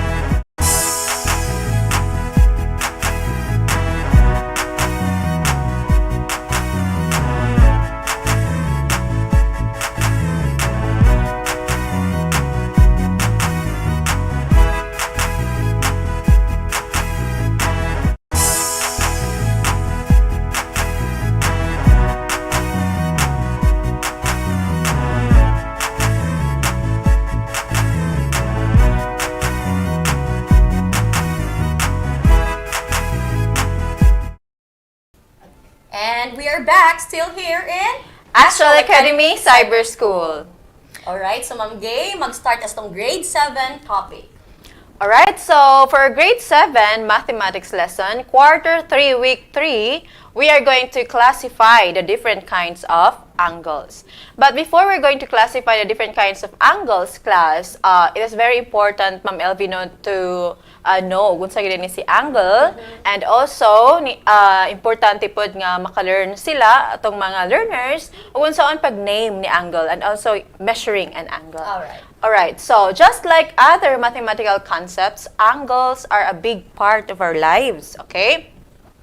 So one of the examples of angle in real life is the angle formed by the hands of a clock, okay? So here in this example, so the this opening made by the two hands of this clock is an example of an angle. So this one, gikan aning hand padulong sa isa ka hand. So this is an angle, alright? Another example of angle in real life is if you're going to open a door, no? So mag-abri tag pultahan, we create an angle di ay, okay? Could be mag-abri tag pultahan widely or slightly na agid gihapon si angle. So this one, okay? This opening made by this side and this side, right? And many more. So daghan pa kaayong real life examples of angles, okay? So unsa gyud ni si angle? So in geometry, an angle is a figure formed by two rays with common endpoint and which are not on the same line. So here, we have here a figure. So this figure actually, class, is an example of an angle. Okay, again, the angle is formed by two non-collinear rays. So we have here ray NA and ray NR. So nag-meet ang duha ka rays, nagtagbo, and of course, they have a common point or common endpoint. We have here point N as their common point. So if the two rays meet, of course, they form or create an angle. Okay? So this is an illustration of an angle. And take note also, learners, that the two rays here are called what? The sides of an angle. So kanina di ay si ray NR is called the side of an angle. And also, ray NA. So, kaninga ray, ang tawag niya, side pod of an angle.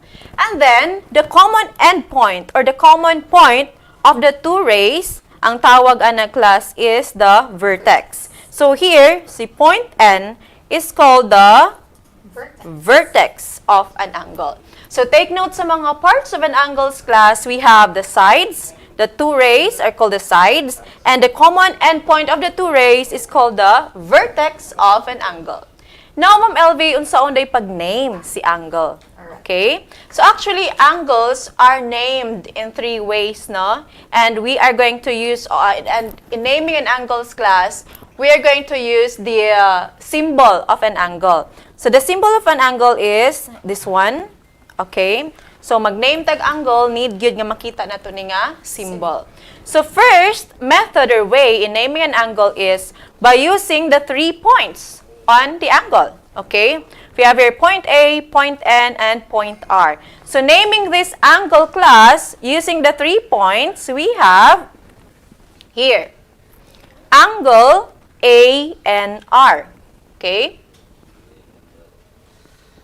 Again, in naming an angle, dili malimtan si symbol sa angle. And then, if we are going to use the 3 points in naming the angle, ang vertex gyud na sa center or sa middle. Okay?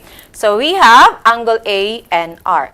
Another is, uganan ka mag-start ni point R, you can also name this angle as angle RNA. Okay? So, same gihapon, ang symbol sa angle, di malimtan. And the vertex, always gid nasa middle. Alright.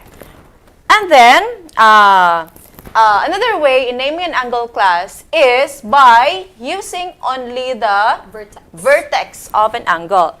Now, since in this figure, in this angle, the vertex is N or point N, then we can name this angle as angle N. Okay? So, need gyud ha magbutang og symbol sa angle. Kay without it, so N na lang mahibilin. So, unsa man na si N? Sa may buot pasabot N. So, inana ka importante ang symbol. Another method or way in naming an angle is by using the number placed in the interior of the angle.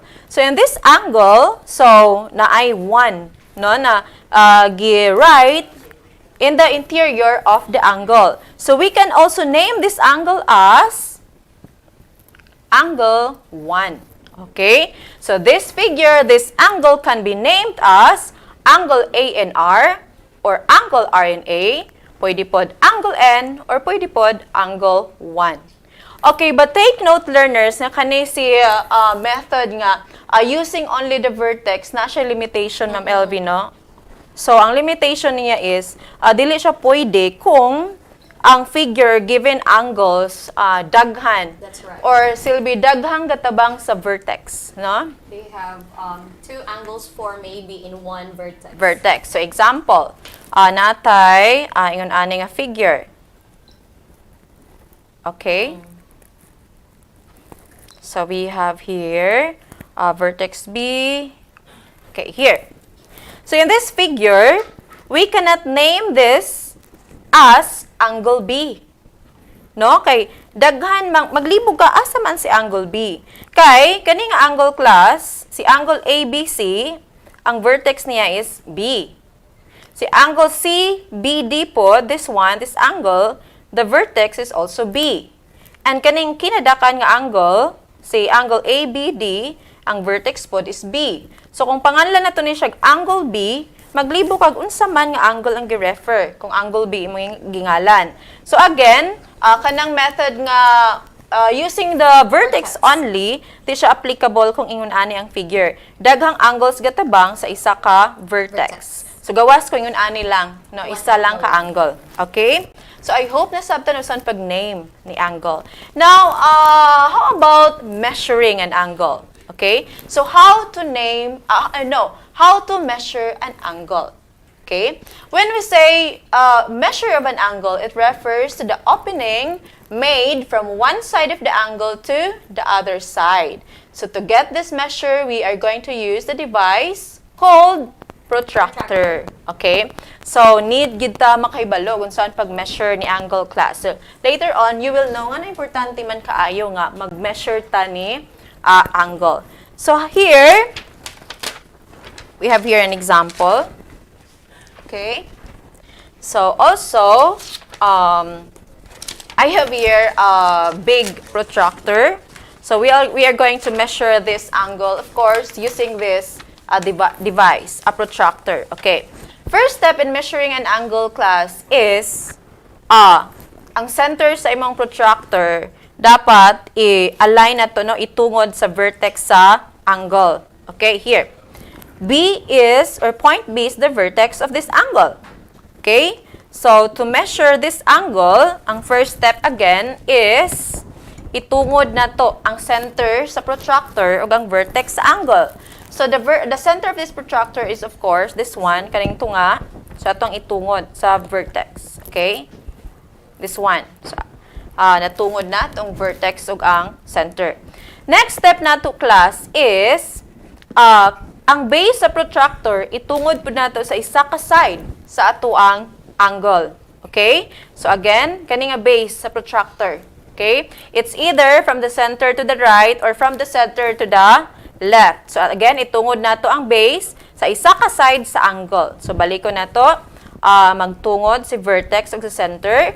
And then, ato pong i-line up or align si isa ka side o si base sa protractor. So, this one. Okay? I guess natungod na. Okay. So, here. And then, unsa may buhaton nimo sa isa ka side sa angle. So, ang isa ka side sa angle, mo na dayon mag-determine og asa dapita nga measure siya ning point. Okay? Ning tungod. So, basin maglibog mo og asa man nga number ang imong pilion. Imabaw ba or ubos nga set of numbers? Well, kung diri ka nag-base, so, kung diri nga right, nga base, imong gipili sa pagtungod sa side, dapat mag-start yung aning 0. So, dili ka mag-start sa 180 degrees. So, started ka sa 0 degree. Okay? So, here, dapat mag-start ka sa 0. And then, lantawan nimo ang isa ka side sa angle. So, mauman yung isa ka side sa angle, asa man siya dapita ning tungod. Okay? So, kaning set of numbers atong pilion kaning naa sa ubos kay nag-start man ta from 0, of course. So this is mga pila ka, no? 30 napay sobra gamay sa 30. Okay. 31. Okay? So this is 30, so ning lapa siya gamay. So this is 31 degrees. Okay? So this angle di ay this one. Okay. So, this angle measures 30 degrees. So, take note, class, that in measuring an angle, di ta malimot sa unit, no, of the measurement sa angle. This is the degree. Okay? So, this gamay nga circle, imabaw sa number, this is the unit degrees. Okay? So, this angle, again, measures 30 degrees. So again, in measuring an angle using a protractor, and saan galito, Ma'am LV? You have to start, you have to place your protractor, Okay. the center with the vertex. Yes, itungod na to si vertex o sa center, and then i-line up na to, i-align na to ang isa ka side o ang base sa protractor, and then ang isa ka side na dahil mag-determine og asa ning point or unsa nga measuring point ang angle.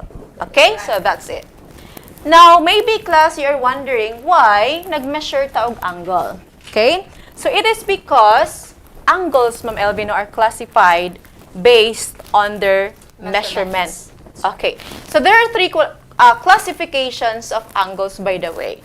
First, we have... So, first classification of an angle, class, is what we call an acute angle. Okay. So, what is an acute angle? So, Ma'am LV?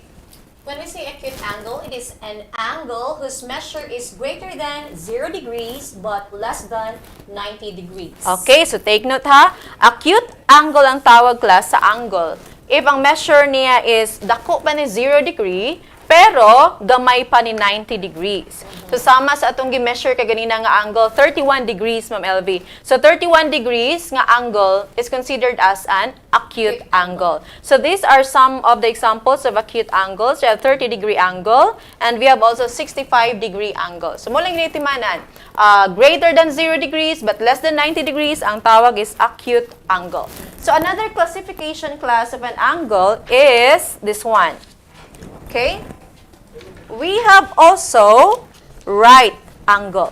So kung kaganina, acute angle, ang measure less than 90 degrees but greater than 0 degrees, si right angle po is an angle whose measure is exactly 90 degrees. So kung makatagbo mong angle nga 90 degrees gyud exactly ang measure, then that angle is called a right angle. So mo ni mga examples sa right angle. So makita mo na square, no? Sa angle that understood that means or that shows a right angle. Okay? So next classification or last but not the least classification of an angle is this one. Okay? We have also an obtuse angle. So, sa po si obtuse angle? So, obtuse angle is an angle whose measure is greater than 90 degrees. So, dako pa ni 90 degrees, but less than 180 degrees. So, if ever makatagbo mong angle nga ang measure niya greater than 90, dako pa ni 90 but less than 180, that angle is called obtuse angle. So, here. So, mo ni mga examples ni obtuse angle. We have 120 degree angle and we have also 165 degree angle. So, mo to silang tulo ang classifications ni angles based on their measurement. Again, we have Acute angle, right angle, and obtuse angle. very good. Okay? So, I hope nakaton mo karon learners sa toang lesson. It's all about classifications of angles based on their measurement. So, grade 8 topic will be discussed after a short break. This is Astral Academy Cyber School.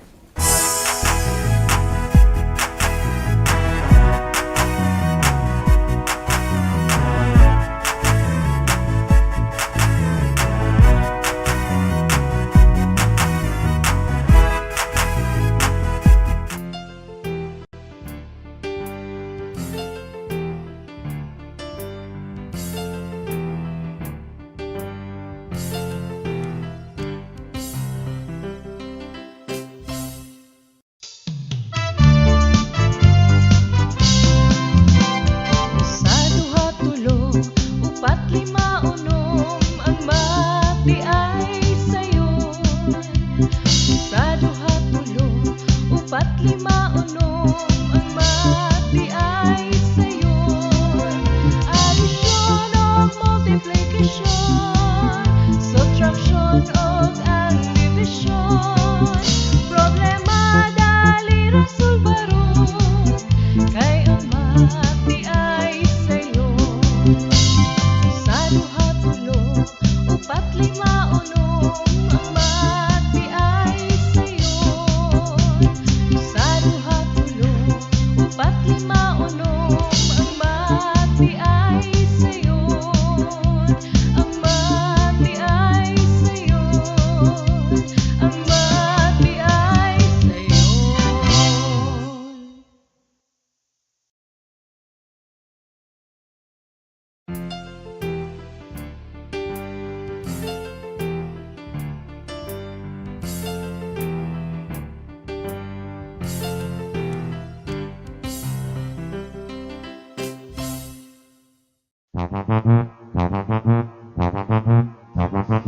Alamin ang teknolohiya sa agrikultura at pangkabuhayan upang umunlad ang ating bayan sagana sa likas na yaman.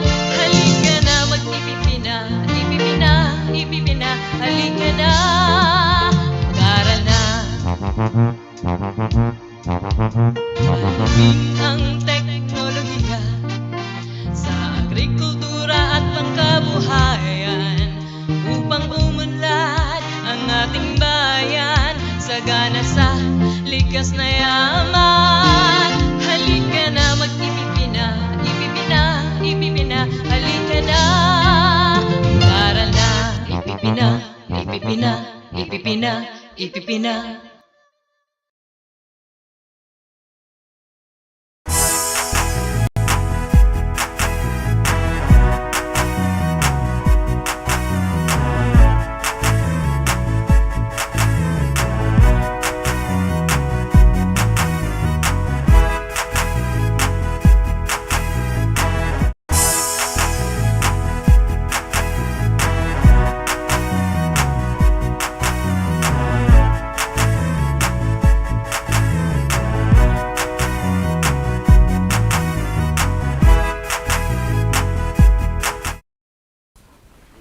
And now we're back, still here in Astral Academy Cyber School.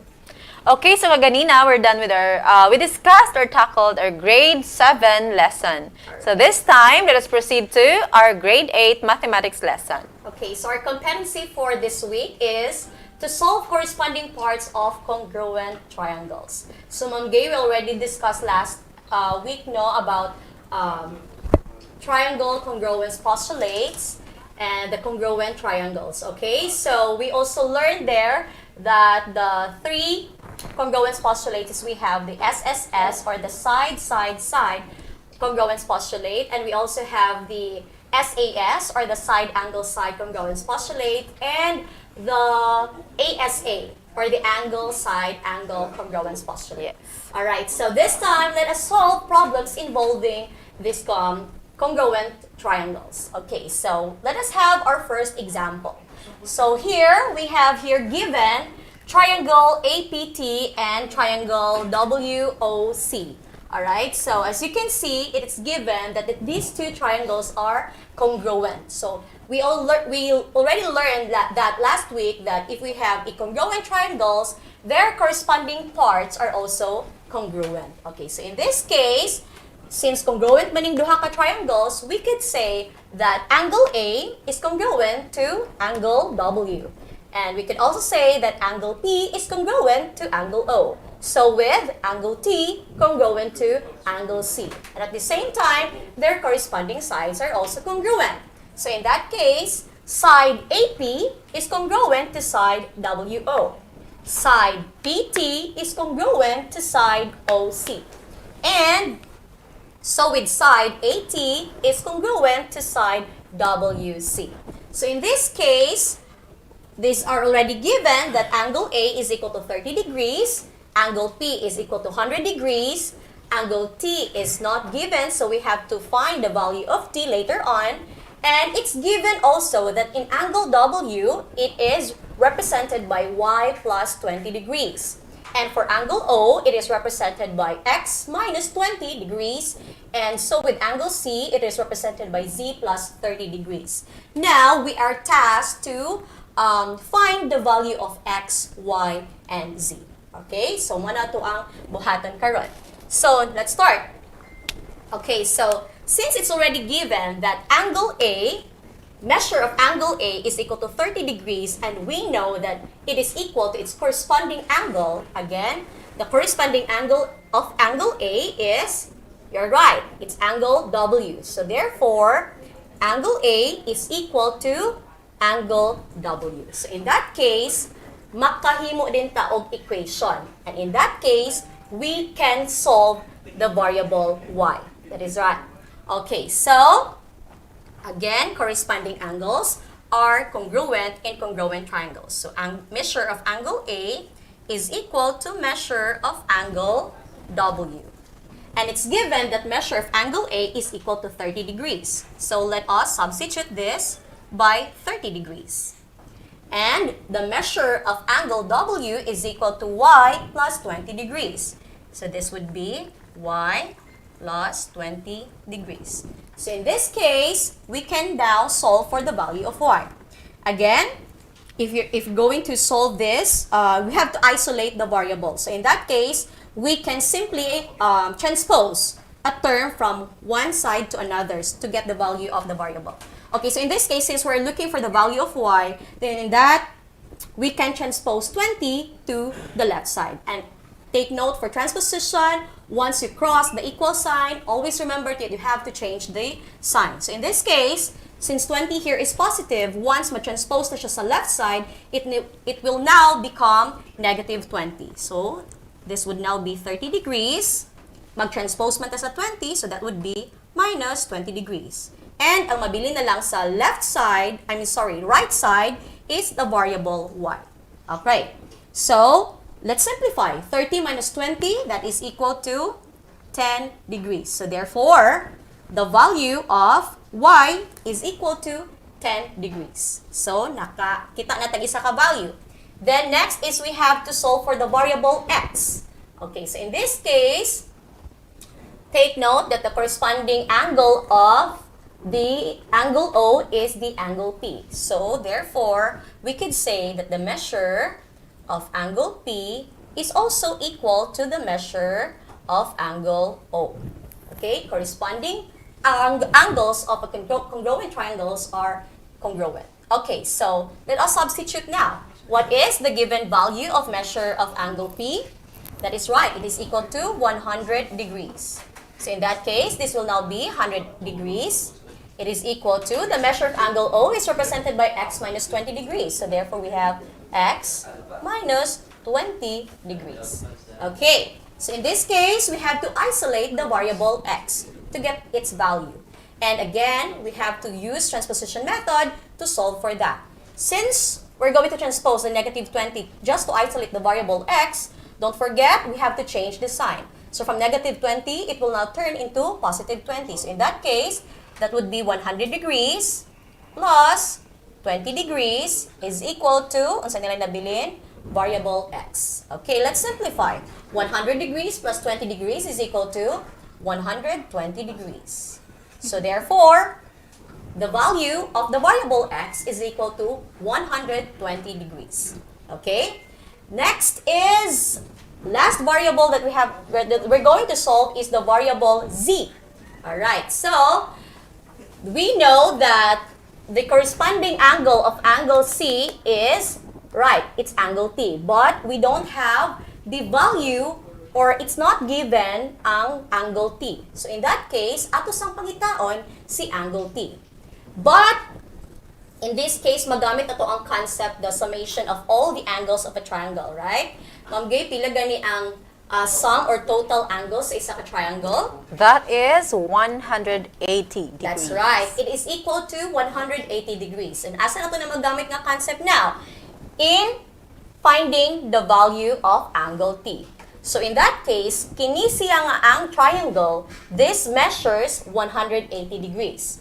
And since T is not yet given, pasabot that measure of angle A plus measure of angle P plus measure of angle T is equal to 180 degrees. Okay, so since these two are given and isa na lang ka-unknown, so makita na to ang value. Now let us substitute.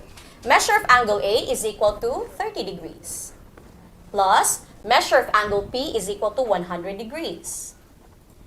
Measure of angle T is unknown, so muna to pangitaon. So, as is, measure of angle T. And this is now equal to 180 degrees. Now, let's simplify. 30 degrees plus 100 degrees is equal to 130 degrees. So, follow lang, measure of angle T is equal to 180 degrees. Kini ato ang pangitaon nga value. Therefore, mo na itong i-isolate. Pasabot, we are going to transpose 130 to the right side. So in that case, positive 130 man siya, pag abot sa right side, it will now turn into negative 130 degrees. So therefore, measure of angle T is equal to 180 degrees minus 130 degrees. And 180 minus 130 is equal to 50 degrees. So pasabot, sa measure of angle T is equal to, it's 50 degrees. So therefore, measure of angle T is equal to 50 degrees. So in that case, ma-solve na nato ang variable nga z. Okay, so same process. So we have to erase this first so that we have enough space in solving for the variable z. Alright, so angle T is equal to angle C. Again, measure of angle T is equal to the measure of angle C. And we already know that measure of angle T is equal to 50 degrees, so let us substitute. This will now be 50 degrees is equal to, measure of angle C is equal to Z plus 30 degrees. Alright? So, since we are looking for the value of the variable Z, then therefore we're going to isolate variable C. So that means we have to transpose 30 to the left side. So this will now be 50 degrees minus 30 degrees is equal to Z. And 50 minus 30 is equal to 20 degrees. So therefore, the value of Z is equal to 20 degrees. So that's it. Okay, so we already found the value of the variable x, y, and z using the concepts of congruence, congruent triangles, or using those triangle congruence postulates. So the next problem now is this. Okay? So Mara bought matching triangle pendant. So nado siya pendant. Another problem na ni siya, Ma'am Gay. Okay. Okay, so the question is, for what the value of x can you use a triangle congruence theorem postulate that the pendants are congruent?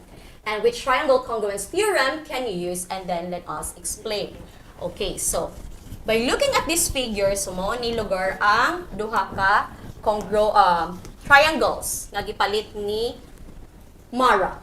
Okay, so in this case, by looking at the figure, we can say that side CA is equal to 3 cm and side BA is also 3 cm. So in that case, we could say that side CA is congruent to side BA. What's the reason? They have the same measurement. Look, they are both 3 centimeters. So in that case, they are congruent. So with the other triangle, the other triangle is side KJ is congruent to side LJ. Okay? What's the reason?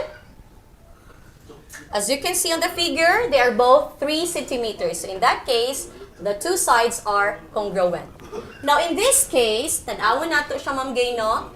The two sides or the two corresponding sides are congruent. So in that case, if the third side, CB and side KL are also congruent, then we could say that the two triangles are congruent.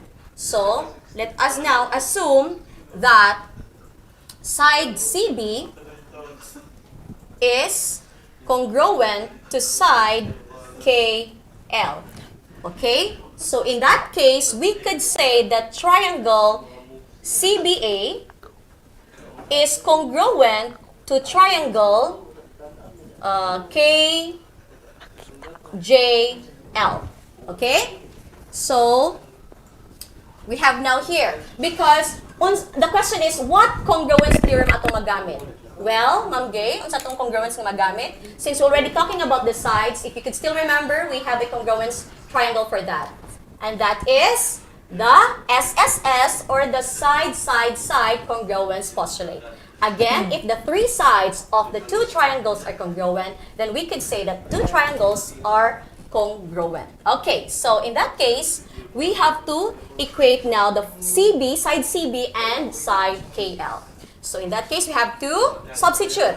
So we have 4x minus 6 is equal to 3x minus 4. Okay, so in this case, we have to solve for the value of our variable x. Okay, so in solving, we have to use or combine like terms and then transpose those terms nga unnecessary siya para ma-isolate na to ang variable nga x. So in that case, we have to transpose 3x first to the left, so with negative 6 to the right para mas dali siya. Okay, so we now have 4x minus 3x. Since we already transposed, change the sign. So the negative x will now turn into positive x. Now 4x minus 3x is equal to x. Negative 4 plus 6 is equal to 2. Therefore, the value of x is equal to 2. Pasabot, the value of x that uses a triangle congruence postulate, and that makes these two pendant here, the two triangles that given are congruent, is equal to 2. Again, what is that congruence postulate atong gigamit? The SSS, or the side-side-side congruence postulate. Okay? So, I guess it is already understood, everything is understood here. We have a lot of problems, okay? Sample problems nga makita ninyo sa inyong printed learning materials, okay? So I do hope that you already understand those or how to solve problems involving congruence theorems or congruent triangles. Okay, so that's it for our Math 8 lesson. So we will be right back. Grade 9 topics, so grade 9 learners, prepare. Again, this is Astral Academy Cyber School.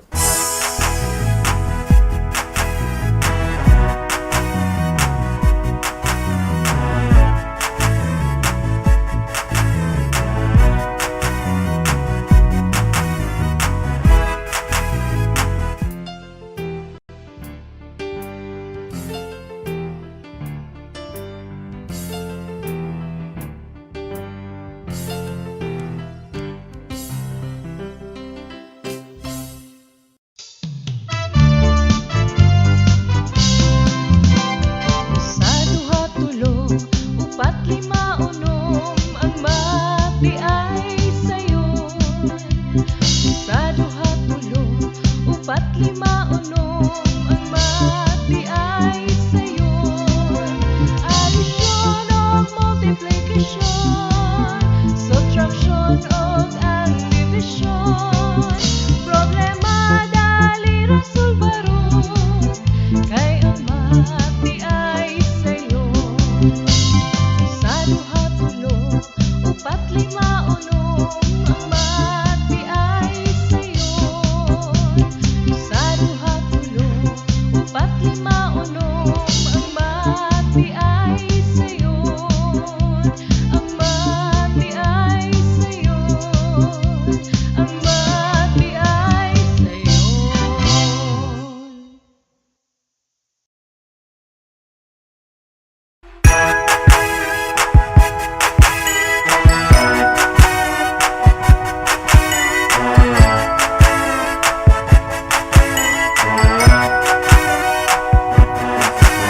Tayo, tayo na. Buksan ang mga radyo, lina at matuto sa mga aral sa mundo. Tayo, tayo na. Tumutok na sa TV, mag-aral ng maigi to get the lessons easily. It's tangkop, tangkop, tangkop time. We learn all things, it's very fine, masaya. Tutok na. It's tangkop, tangkop, tangkop time. We learn all things, it's very fine, masaya. Tutok na.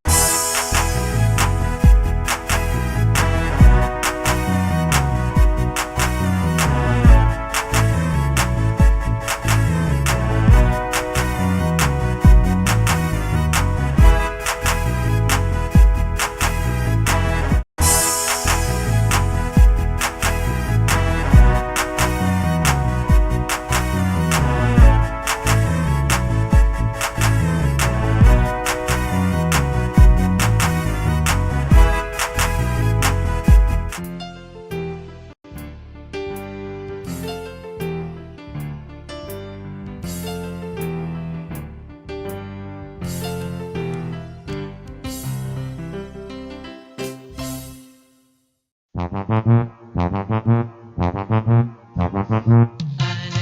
ang teknolohiya sa agrikultura at pangkabuhayan upang umunlad ang ating bayan sagana sa likas na yaman. Halika na mag-ipipina, ipipina, ipipina. Halika na, mag-aral na. Alamin ang teknolohiya sa agrikultura at pangkabuhayan upang umunlad ang ating bayan sagana sa likas na yaman. Halika na mag-ipipina, ipipina, ipipina. Halika na, mag-aral na. Ipipina, ipipina, ipipina, ipipina.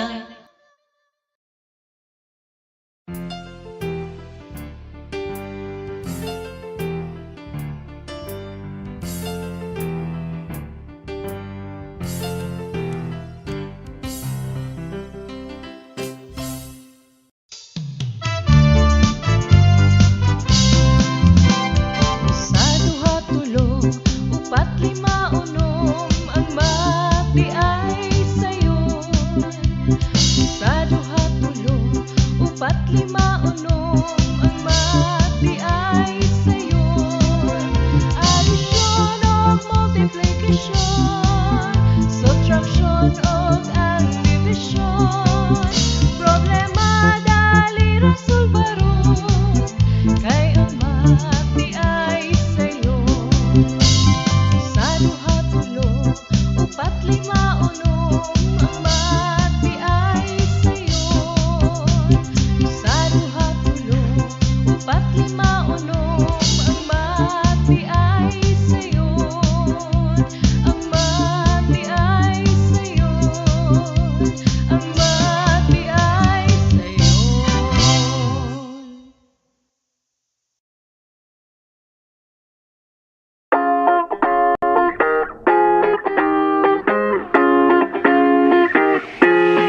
The Department of Education, Division of Dangub City, in partnership with the local government unit of Dangub, presents Ang Tangkub, Transforming Advancement in the New Normal, guiding K-12 learners under broadcast media at instructional program.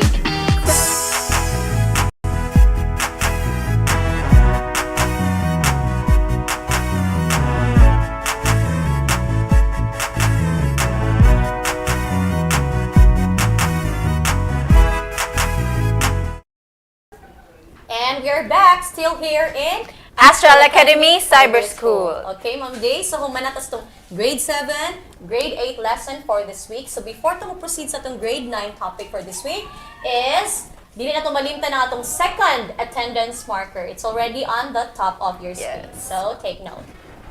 And now let us proceed to our Mathematics 9 lesson, quarter 3, week 3. So we are going to prove theorems on the different kinds of parallelogram. We have rectangle, rhombus, and square. So but before proving the different theorems of parallelogram class, ato sa ning hisgutan si rectangle, rhombus, og si square. Okay? So when we say rectangle, rhombus, and square, so here. So as you can see, class, rectangle, rhombus, and square, each of them has 4 sides. So they are called, kaning tulo are called quadrilaterals. Specifically, they are quadrilaterals that are parallelograms. That's right. Okay? Actually, kaning tulo, Ma'am LV, are called special parallelograms. So ngano kang gitawag mig special parallelograms? Okay? So they are called special parallelograms since all the properties of a parallelogram, katong properties na itong Yes. gisgutan last week, katong 5 ka properties, present aning tulo. Okay? So katong 5 ka properties sa parallelogram, present ni rectangle, naapod ni rhombus, ug naapod ni square. So that's the reason again, nganong special parallelograms ang tawag aning tulo. Okay. So, and actually, class, kada isa nila, naa sila unique characteristic pod. Okay? Because when we say rectangle, it is a parallelogram with 4 right angles. Okay? So, here. So, a rectangle, class, is, always have or has 4 right angles. So, mga ginatimanan ninyo, basta rectangle. Ang kada angle sa rectangle is a right angle yun, meaning tanan measure 90 degrees. Okay. And then, how about rhombus? Unsa po unique characteristic ni rhombus? Kung si rectangle, ang tanang angles 90 degrees, how about ni rhombus, Ma'am LV? Well, si rhombus pod class is a parallelogram with 4 equal sides. So, kanita ng sides or 4 sides ni rhombus, pariha og measure. Okay? So, again, rectangle, 4 right angles. Rhombus, 4 equal sides. How about a square? Okay? A square class is a parallelogram with 4 right angles and 4 equal sides. So, combination ni rectangle and rhombus, mao si square. So, as you can see, a square has 4 right angles. So, tanang angles 90 degrees ang measure and tanang sides pariha og measure. Because a square is both a rectangle and a rhombus. So, manay timanan. Now, going back to our main lesson, we're going to prove theorems on special parallelograms. So, naatay upat kabok theorems nga i-prove karong hapuna. So, duha ka theorems for rectangle, 1 theorem on rhombus, and 1 theorem on square. So, now, let us start with the first theorem on rectangle. So, we have here theorem number 1. Okay, again, nag-start sa theorems on rectangle. So, theorem number 1 states that, Ma'am LV, If a parallelogram has a right angle, then it has 4 right angles and the parallelogram is a rectangle. So, automatic daw, no? Pag ang parallelogram na isa ka right angle, automatic daw nga ang tanan has or ang tanang angles, right angles na pod. And then, ang tawag ana nga parallelogram, rectangle na. But before ta mo gamit ana nga concept class, before ta mo gamit ana nga concept or theorem, ato asang i-prove ni nga theorem. Since basta gani theorem, it needs to be proven. Okay. Now, to prove this theorem that ang parallelogram nga na isa ka right angle, automatic daw nga ang tanang angles right, and ang tawag ana nga parallelogram is rectangle. So, we have here a given. So, this figure is a parallelogram. So, we have ABCD or parallelogram ABCD with angle A, a right angle. Now, we are going to prove that kung si angle A right angle na, it follows ba nga si angle B right angle pod, si angle C right angle pod, o si angle D right angle ba pod. So, here is the proof. So, muna itong proof. We have here the 2-column proof. We have the statements and reasons. So, usually, Ma'am LV, no, basta mag-prove ang first statement gid nato is the given. Okay. So, maunang kung mag-quiz taani, maka 2 points yun itong mga learners, no? Given and statement and reason.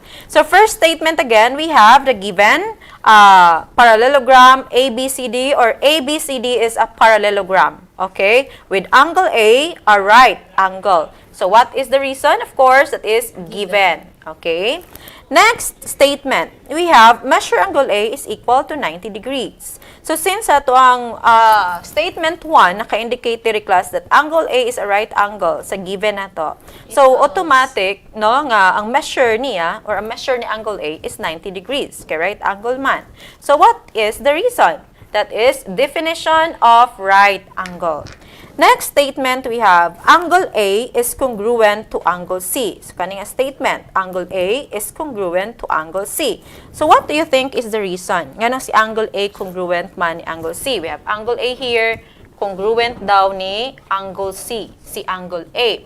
Because if na-remember niyo itong properties ni parallelogram na two opposite angles are congruent, angle A here and angle C are opposite angles. So, mao na itong reason that in a parallelogram, opposite angles are congruent. Okay?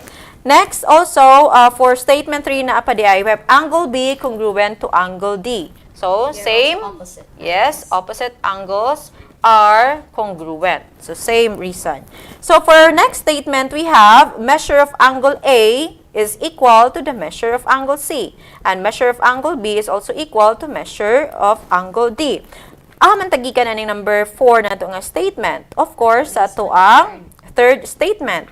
Kay congruent man ang angle A ug angle C, therefore, lahang measure equal. Okay, same ni angle B o ni angle D. So, what is the reason? definition of congruent angles. Okay? So, timan niya itong mga reasons. So, number 5 or the fifth statement, we have measure of angle C is equal to 90 degrees. So, naka-indicate na sa atong statement 2 that measure angle A is 90 degrees. And then, atong statement 4, na atay measure angle A equal ni measure angle C. So, kung si measure angle A 90, so si angle C pod 90 degrees pod. So, man itong fifth statement. So, what is the reason?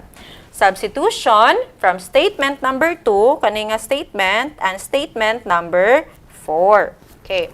How about our next statement? We have here measure angle A. So, kaninga angle, we have angle A, and measure angle B is equal to 180 degrees. So, unsa po'y relationship ni angle A ug ni angle B? Maunang di gyud to kalimtan to mga properties of a parallelogram kay gamit kay ito siya class in proving. So, maunang di mo kahibalog proving kung di mo ma-master ato nga concept. Okay, mga properties. So, here, angle A and angle B are consecutive angles, meaning they are supplementary. So, that is why sa itong next statement, we have measure of angle A plus measure angle B is equal to 180 degrees. So, what is the reason? In a parallelogram, any two consecutive angles are supplementary. This is one of the properties of parallelogram.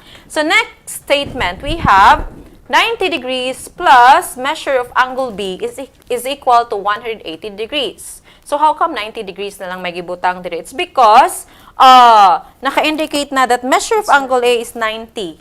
Okay? Measure of angle A is 90. So, gi-substitute. So, ang reason, substitution from statement number 2 and 6. Take note ka sa that atong i-prove nga si angle B, C, ug D are right angles. So, here, for our next statement, we have measure of angle B is equal to 90 degrees. So, what will you do to 90 degrees para si measure of angle B na lay mahibilin? Kaya itong tumong, dapat makam up ta nga si B, si C, ug si D nga mga angles are right angle.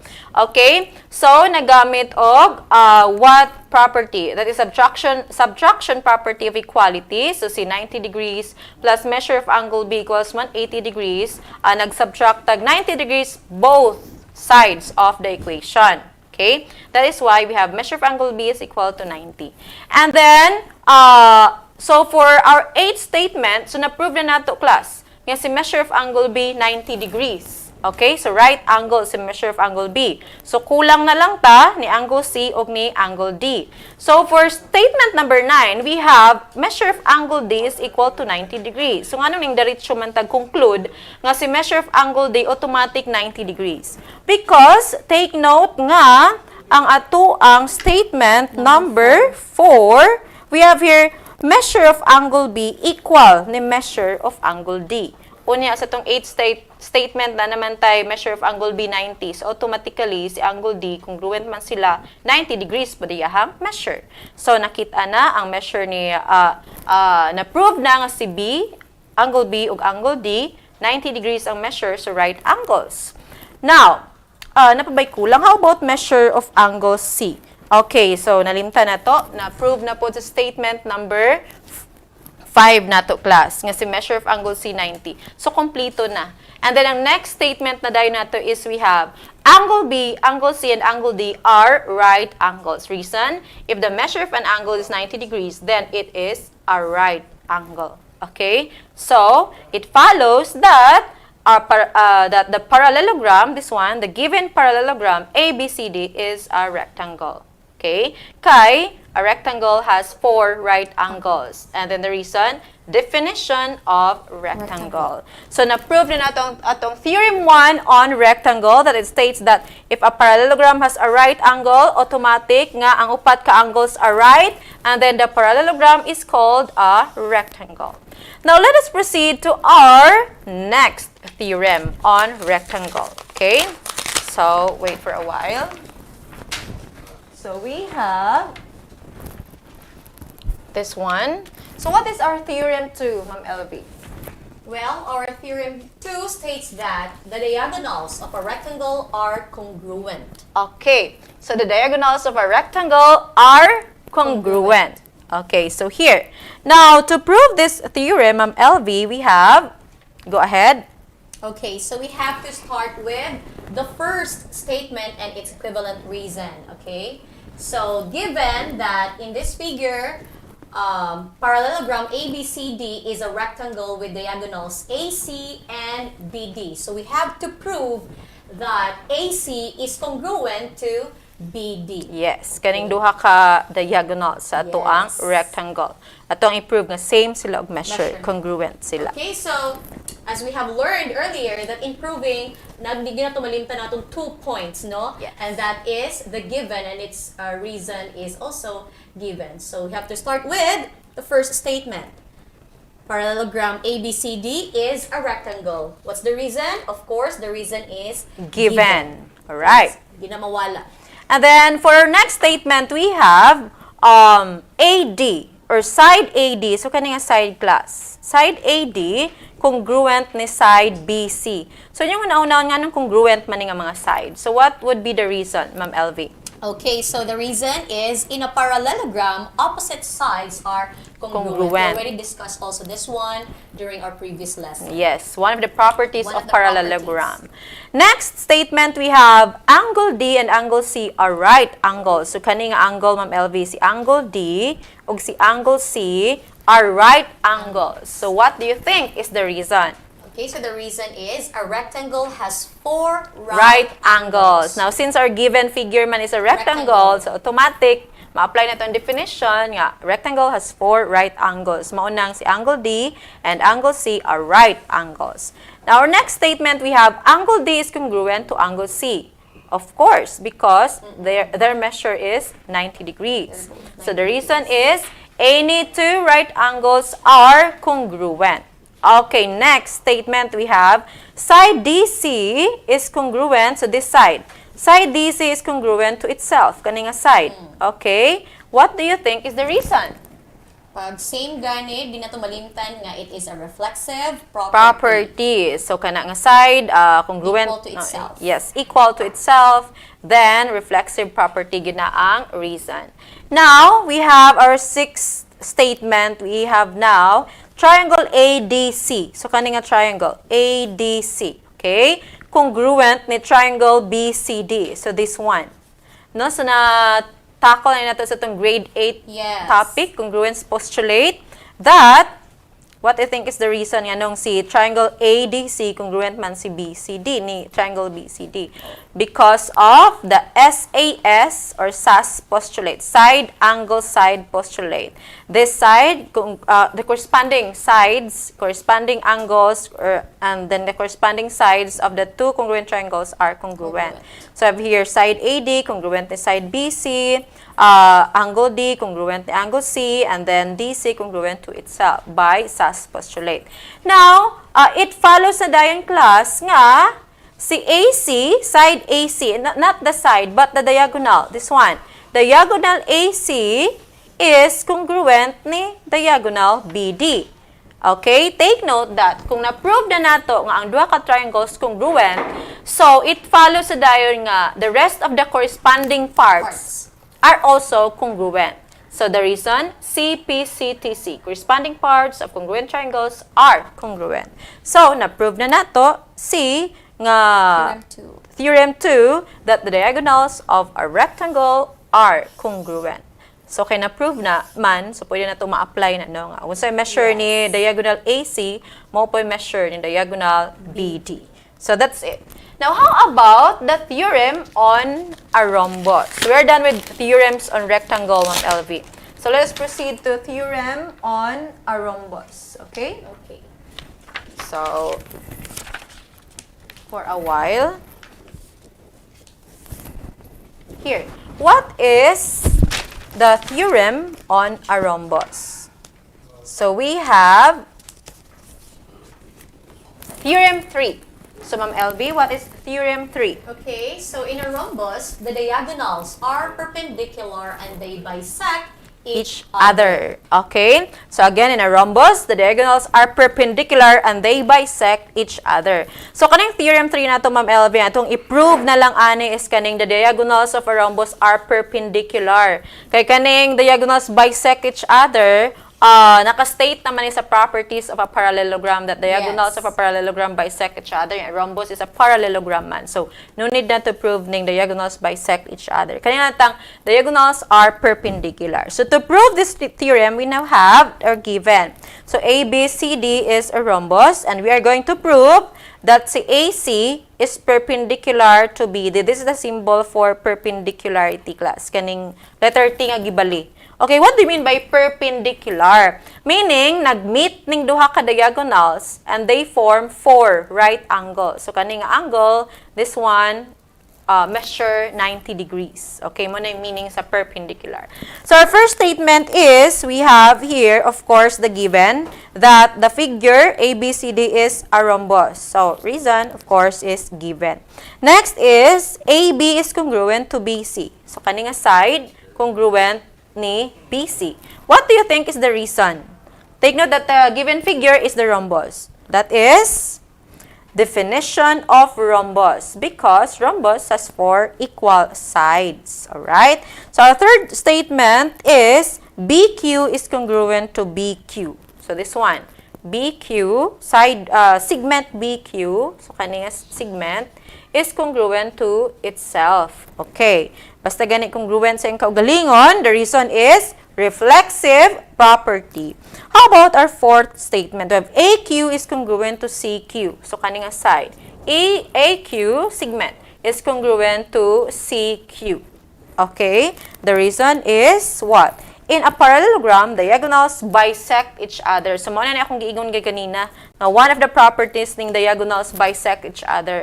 Meaning, same og measure si AQ ug si CQ. Now, it follows that triangle ABQ. So, kani nga triangle, class. This one. Si triangle ABQ is congruent to triangle CBQ. So, this triangle. Anong congruent naman ng duha ka triangles? Because of this congruence postulate, the SSS or the side congruence postulate. Okay? So, ang corresponding sides, bali, aning duha ka triangles are congruent. Okay, therefore, the two triangles are congruent by the SSS postulate. And then, it follows also that angle BQA, so kaning angle, okay, is congruent to angle BQC, so this angle. So, take note, pag na-prove na ang duha ka triangles are congruent, so the rest of the corresponding parts are also congruent by CPCTC. Corresponding parts of congruent triangles are congruent. And for our next statement, we have angle BQA and angle BQC form a linear pair. Because as you can see, kaning angle, class, o kaning angle, they form a linear pair. Nga naman, look at this. Okay, it is a line. So, naa sila naglay sa same line. So, reason, definition of a linear pair. So, may tawag sa linear pair, class if ang duha ka angles adjacent and they form a line. Okay?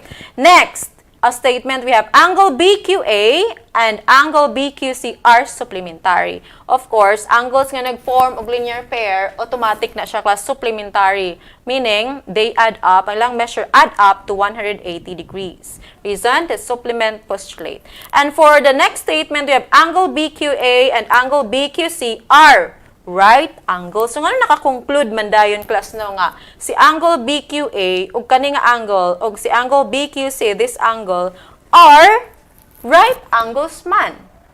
So, mo na siya timan-an. If na-prove na nga ang duha ka angles are congruent, and then linear pair pa gyud, automatic, they are right angles. Definition, if two angles are both congruent, kani, congruent ang duha ka angles, supplementary pa gyud, then each of them is a right angle. Okay? So, next, we have, it follows na dayon, class, nga, AC, diagonal AC, is perpendicular to BD because of the statement 9 na to. Right angle naman ni nga angle ni si BQA, si BQC pod, so 90 degrees lang measure, then kanay pod nga angle 90 degrees pod ni. So meaning perpendicular ang duha ka diagonals. So we have AC is perpendicular to BD. The reason, perpendicular lines meet to form right angles. Okay? So I hope na-substance si theorem on a rhombus. Alright, so stay tuned, learners. Grade 10 topic will be discussed after a short break. Again, this is Astral Academy Cyber School.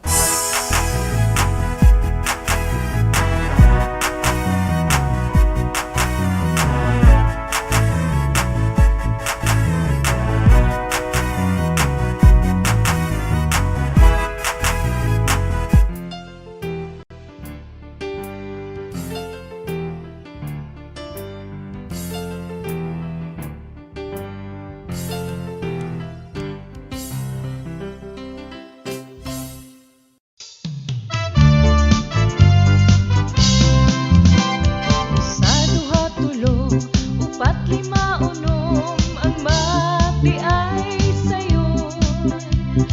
Sa duha tulo, upat lima unom, ang mati ay sayon.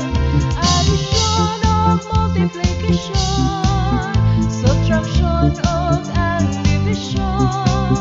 Problema dali rasulbaron, kay ang mati ay sayon.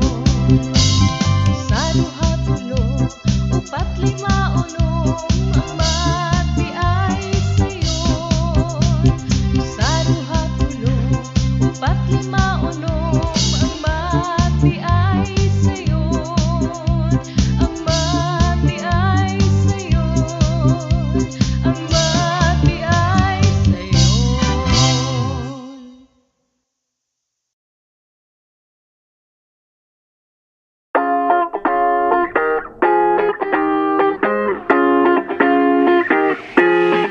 The Department of Education, Division of Dangub City, in partnership with the local government unit of Damgub, presents Ang Tangkub, Transforming Advancement in the New Normal, guiding K-12 learners under broadcast media at instructional program crafted in response to the need of making education possible and accessible to students at the comfort of their homes.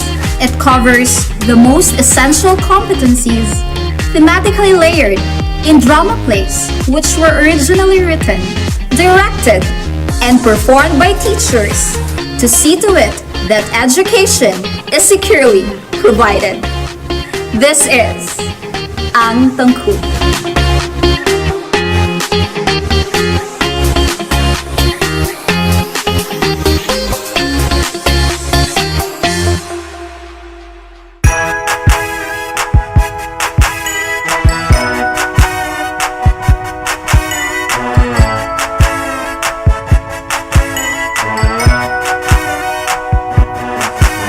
Tayo, tayo na. Buksan ang mga radyo, lina at matuto sa mga aral sa mundo. Tayo, tayo na. Tumutok na sa TV, mag-aral ng maigi to get the lessons easily. It's tangkop, tangkop, tangkop time. We learn all things, it's very fine, masaya.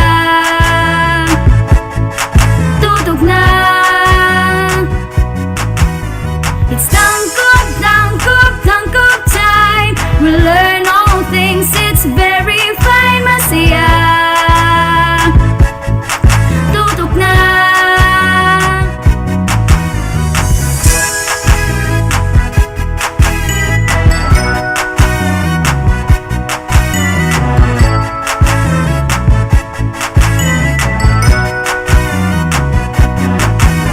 Tayo,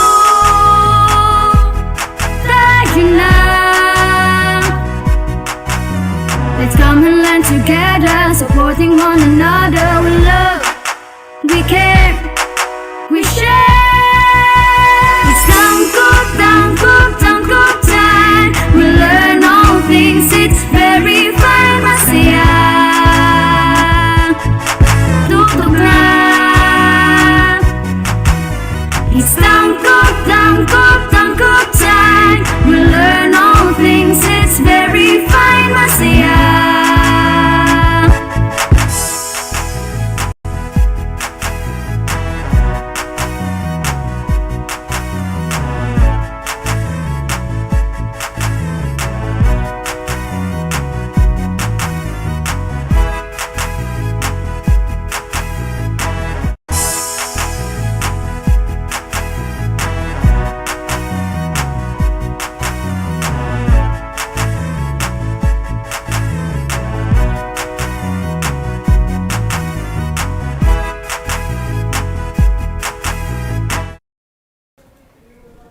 And we are back still here in Astral Academy Cyber School. Okay, so humanat as itong grade 9 topic kaganina, Ma'am Gay. So this time, let us have our grade 10 topic for this week. Okay, so this is our competency for this week. We have to illustrate events, union, and intersection of events. Okay, so that's it.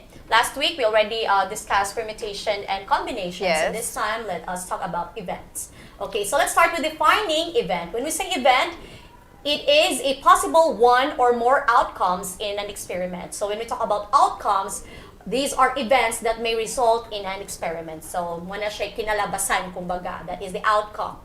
So example, in throwing a dice, so for sure, our learners are familiar with the dice, no? Kay, murag, kabalo gina sila magdula og snake and ladders, and in playing snake ladders, we have a dice. So na I 1, na I 2, 3, up to 6, right? Okay, so in throwing a die, for instance, let us say an come up is 5. That 5 is an example of event. Or even if you're going to toss a coin, so we have here a coin. This is a 10 peso coin. If you're going to toss it, okay, so this is head. That head is an example of event. Okay, so that is how we illustrate events. Okay, so let's talk about experiment.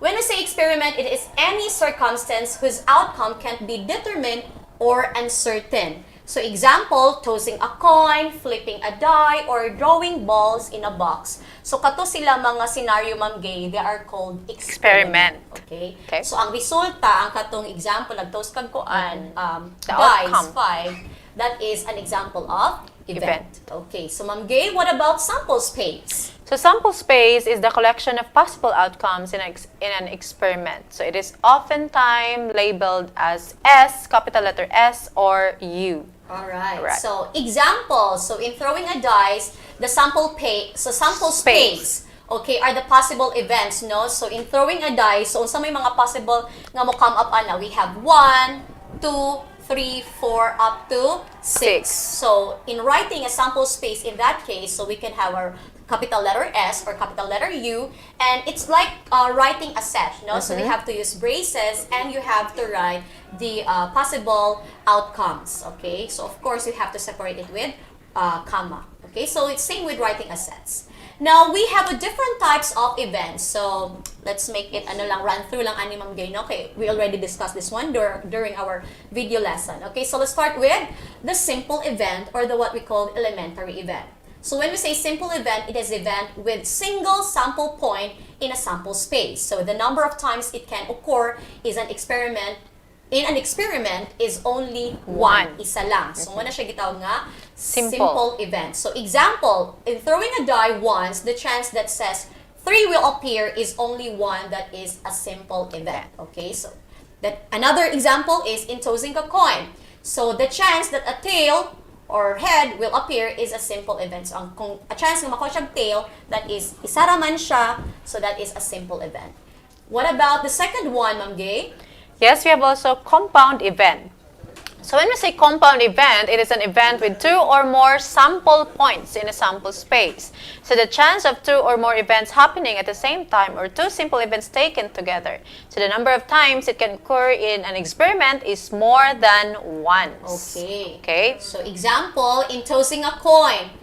Okay, tossing a coin twice. So kaduhat na mag-toss. It will generate a sample space nga it could be a head-head. Okay, kaduha man to mag-toss, pwede head-head, or pwede po siya head and tail. So pwede po tag tail and head, or tail and tail. Yes. So each event has 2 sample point. Okay, so that is a compound event. Katong isa lang is called a simple event. The third type of event is what we call independent event, and the fourth one is the dependent. So ato lang is nadunganon, no? Dependent and independent. So when we say independent event, these are events in which the occurrence of the first event does not affect the occurrence of the second event. Okay, so example, throwing a die and tossing a coin at the same time. So kung mag-toss ka, kung mag-toss kag die, ay mag-throw kag die, dili na siya maka-affect kung mag-toss ta og coin. Okay? So the outcome in rolling a die can't affect the outcome in flipping the coin, or vice versa. While the dependent events, if ang independent cannot affect, the dependent can affect or the occurrence of the second event. So example, drawing 2 marbles from a box without replacement. So dili siya ilisan. So maka-affect ito pag first nimo nga draw na natoy chances dili na same because you are already drawing another ball without replacement. So that can affect the second event, okay? So that's it for the independent and the dependent event. The next one, Ma'am Gay, is Yes, we have also certain event. So when we say certain event, it is an event that will surely come out in an experiment. Okay. Example, Ma'am Gay. Example, we have the chance that New Year will be celebrated on the first day of January. So certain gid kayong event. Yes. Okay. So it's very sure. Umugin na ang ato ang outcome. Okay. And napud tay kung natay certain event, Ma'am Gay, napud tay gitawag nga impossible event. Okay, so when we say impossible event, these are event which has no chance of occurring. Okay, so just like me getting married, that is joke, impossible event. Okay, so the event of getting a number greater than 6 when throwing a dice. So kabaluta nga mag-throw tag dice, naragin na sa 1 to 6. Yes. So kung makakuha tag 9, that is an impossible event. Okay. So another event is the what we call complementary events. Ma'am Gay? Yes, so when we say complementary events, we have A and B are complementary events when A occurs even only if B doesn't.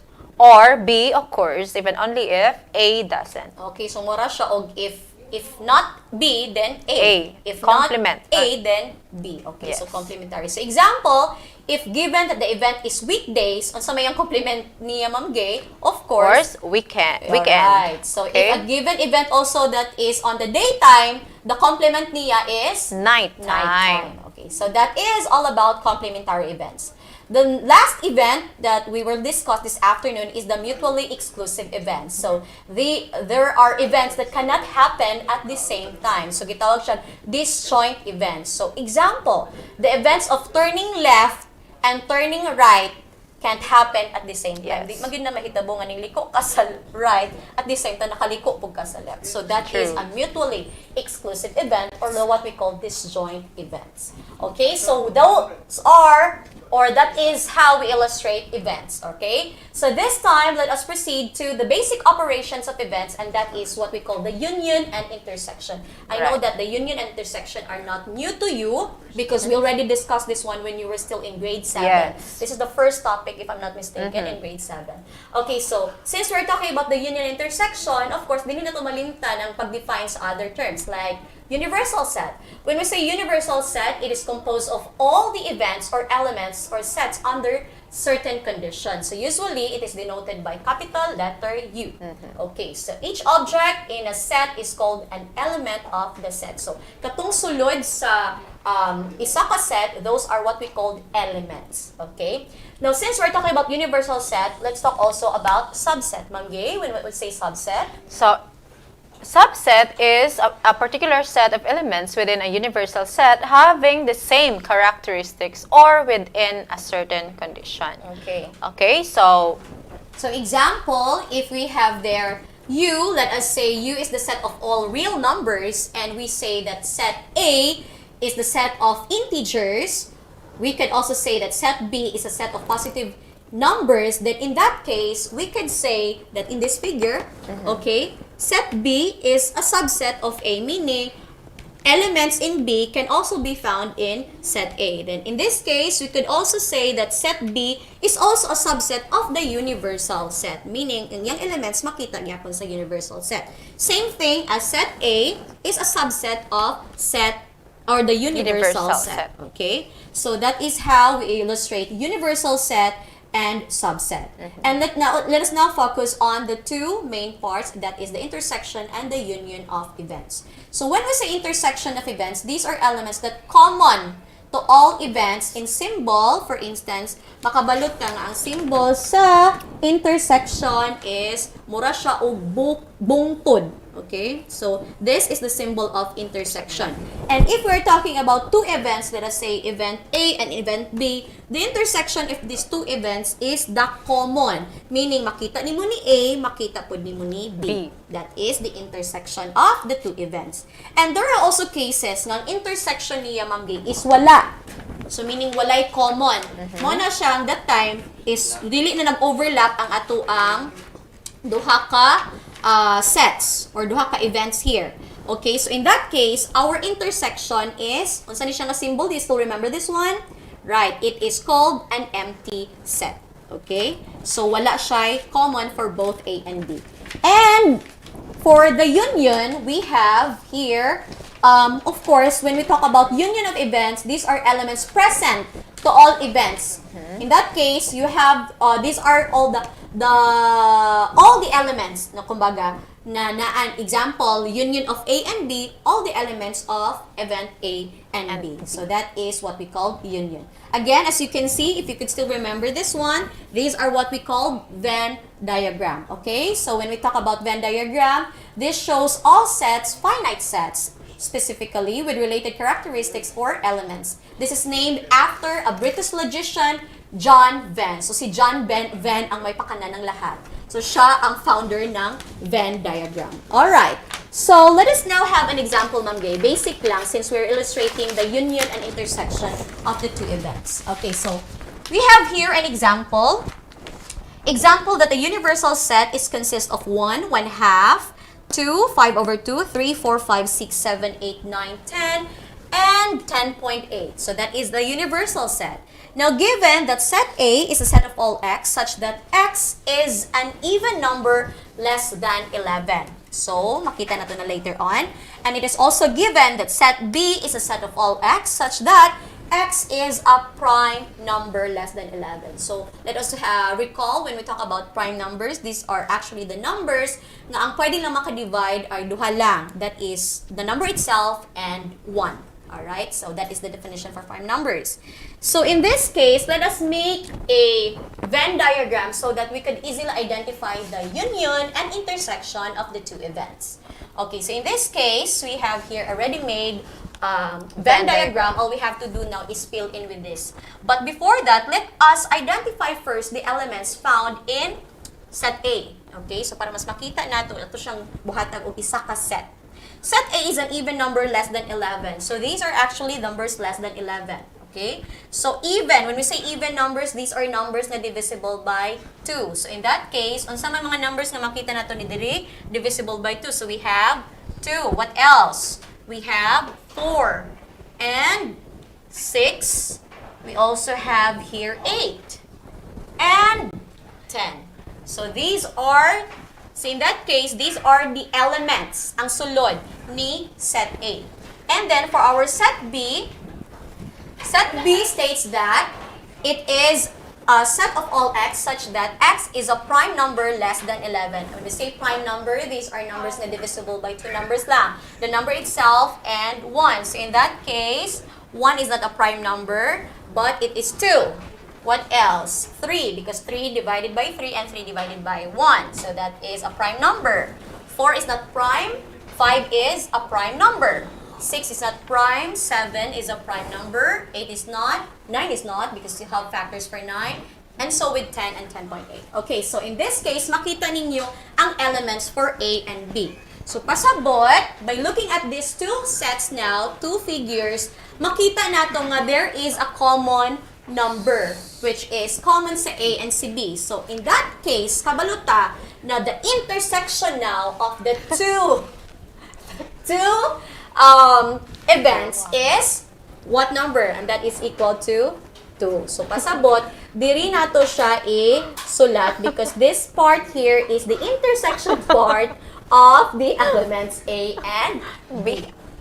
Sorry, events A and B. Okay, so since we already have 2 here, pasabot, si 4, si 6, si 8, and 10, we can just exclusively found it on set A. So this figure here, we now have 4, 6, 8, and 10. Because set A are numbers which are even numbers less than 11. And for set B only, makita na to ni B is we have 3, 5, and 7. Okay, so this is now the sets for A, B. And since Ma'am Gay, naapat ay mga numbers which we cannot write on the two sets A and B, pasabot, makita nato na sila sa here. They're part of the universal set. So therefore, we could write 1/2, 5 over 2, any part of the square because square is the part of the universal set. And what else ang wala ito nasulat? That is 10.8. So in that case, the intersection of the two events A and B is, that's 2. right, it's 2.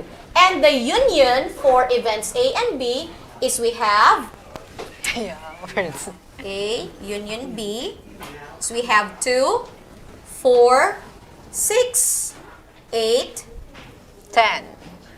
Ito na lang sunuran, Ma'am Gay. Okay. Okay, 2, 3, 4, 5, 6, 7, 8, and 10. Okay, so that's it. This is now the union, and the intersection is, of course, dito malimtan, it is equal to 2.